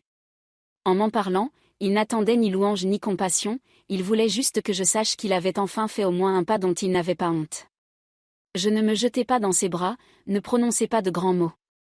Je hochai simplement la tête et dis que c'était sa vie et son choix. Mais que s'il le voulait, je l'aiderais avec les banques, les négociations, pour qu'il se sorte des dettes sans les faire porter sur les épaules des vieux. En me promenant dans la cour ces jours-là, je me surprenais à penser qu'il n'y avait dans tout cela pas une once de cette vengeance éclatante et théâtrale que l'on aime raconter dans de belles histoires. Il n'y avait ni menottes, ni caméra, ni larmes de repentir à genoux. Il y avait simplement un travail patient, quotidien, pour rendre aux gens leur propre maison, pour reconquérir chaque recoin, chaque geste familier, chaque on peut et on ne peut pas, qui avait été bouleversé pendant des années. Je n'avais pas besoin que Marina et sa mère, quelque part en ville, souffrent ou s'effondrent sous le poids de leur crédit. Il me suffisait qu'elles ne puissent plus disposer de la vie de mes parents, qu'elles ne puissent plus bâtir un paradis fragile sur la vieillesse d'autrui. Quelques mois plus tard, lorsque le nouvel ordre se fut définitivement installé dans la maison et que dehors s'étiraient les soirées tièdes, je me permis de revenir à ma vie citadine. Pas dans le sens de disparaître à nouveau pendant des années, mais dans celui de partager mes forces entre le travail et la famille, au lieu de tout donner jusqu'à la dernière goutte à ceux qui ne faisaient que tirer. Au début, en partant, je me surprenais encore à tendre l'oreille vers le téléphone, attendant de mauvaises nouvelles, des scandales, de nouveaux visiteurs. Mais au lieu de cela, j'entendais des choses simples, maman racontant qu'elle avait planté des semis et réfléchissait à l'endroit où les installer pour éviter le froid nocturne. Papa maugréant que le voisin réparait mal sa clôture. Frédéric, grognant, décrivant comment ses mains lui faisaient mal par manque d'habitude après avoir passé la journée à aider à décharger des planches. Chacune de mes visites n'était plus une incursion avec un lourd nœud dans la poitrine, mais une rencontre normale. J'entrais dans la cour, voyais papa assis sur le banc près de la maison avec une tasse de thé, maman rapportant du jardin une assiette de premières herbes vertes, Frédéric bricolant quelque chose près de la remise. Et à l'intérieur, tout se relâchait, parce qu'au lieu d'une vigilance servile, je voyais une vie ordinaire, certes difficile, mais humaine. Ils se disputaient, se réconciliaient, se lançaient des piques en plaisantant, critiquaient le temps, louaient la récolte. Autrement dit, ils vivaient comme doivent vivre des gens dans leur propre maison, sans se cacher derrière un rideau à chaque cri. Parfois, le soir, nous étions tous les trois, papa, maman et moi, assis sur le perron, regardant le soleil se coucher derrière le champ, le ciel rougir lentement. Papa racontait comment, dans sa jeunesse, il rêvait d'avoir ne serait-ce qu'un petit bout de terre sur lequel personne ne donnerait d'ordre. Maman se souvenait qu'elle pensait autrefois que la vieillesse, c'était quand les enfants apportaient des bonbons et basta. Et voilà qu'il s'avérait qu'à la vieillesse aussi, on pouvait encore apprendre à dire non. Je les écoutais et pensais que ma vengeance, si l'on peut l'appeler ainsi, n'avait nullement consisté à faire du mal à quelqu'un, mais à briser l'habitude de profiter de la patience de ceux qui avaient vécu toute leur vie les yeux baissés. Parfois, je me surprends à imaginer comment, quelque part en ville, dans un autre appartement loué, Marina raconte sa version, où nous restons, bien sûr, ingrats et cruels. Et cela ne m'atteint plus, car chacun a sa vérité. Mais il y a une chose qu'aucune plainte ni aucune larme ne peuvent réécrire, c'est la façon dont mon père et ma mère se couchent désormais le soir dans leur chambre, dans leur lit, ferment leurs portes sans craindre que quelqu'un entre la nuit avec un nouvel ordre. Et la façon dont, le matin, ils sortent sur leur perron, regardent leur champ et savent qu'aucun parent, par nécessité, n'a plus les clés de leur maison. C'est sans doute cela, la seule vengeance que je me sois permise, et qui ne brûle pas de l'intérieur, mais apporte au contraire la paix. Je ne leur ai rendu ni un miracle, ni la richesse, ni la santé, que le temps finira de toute façon par prendre. Je leur ai rendu leur maison et leur droit d'y vivre dignement. Et pour le reste, que chacun porte ce qui lui revient, selon sa conscience. Si cette histoire vous a plu, mettez un « j'aime », abonnez-vous à la chaîne et partagez vos impressions dans les commentaires. Pour écouter la prochaine histoire, cliquez sur la fenêtre à gauche. Merci de votre attention.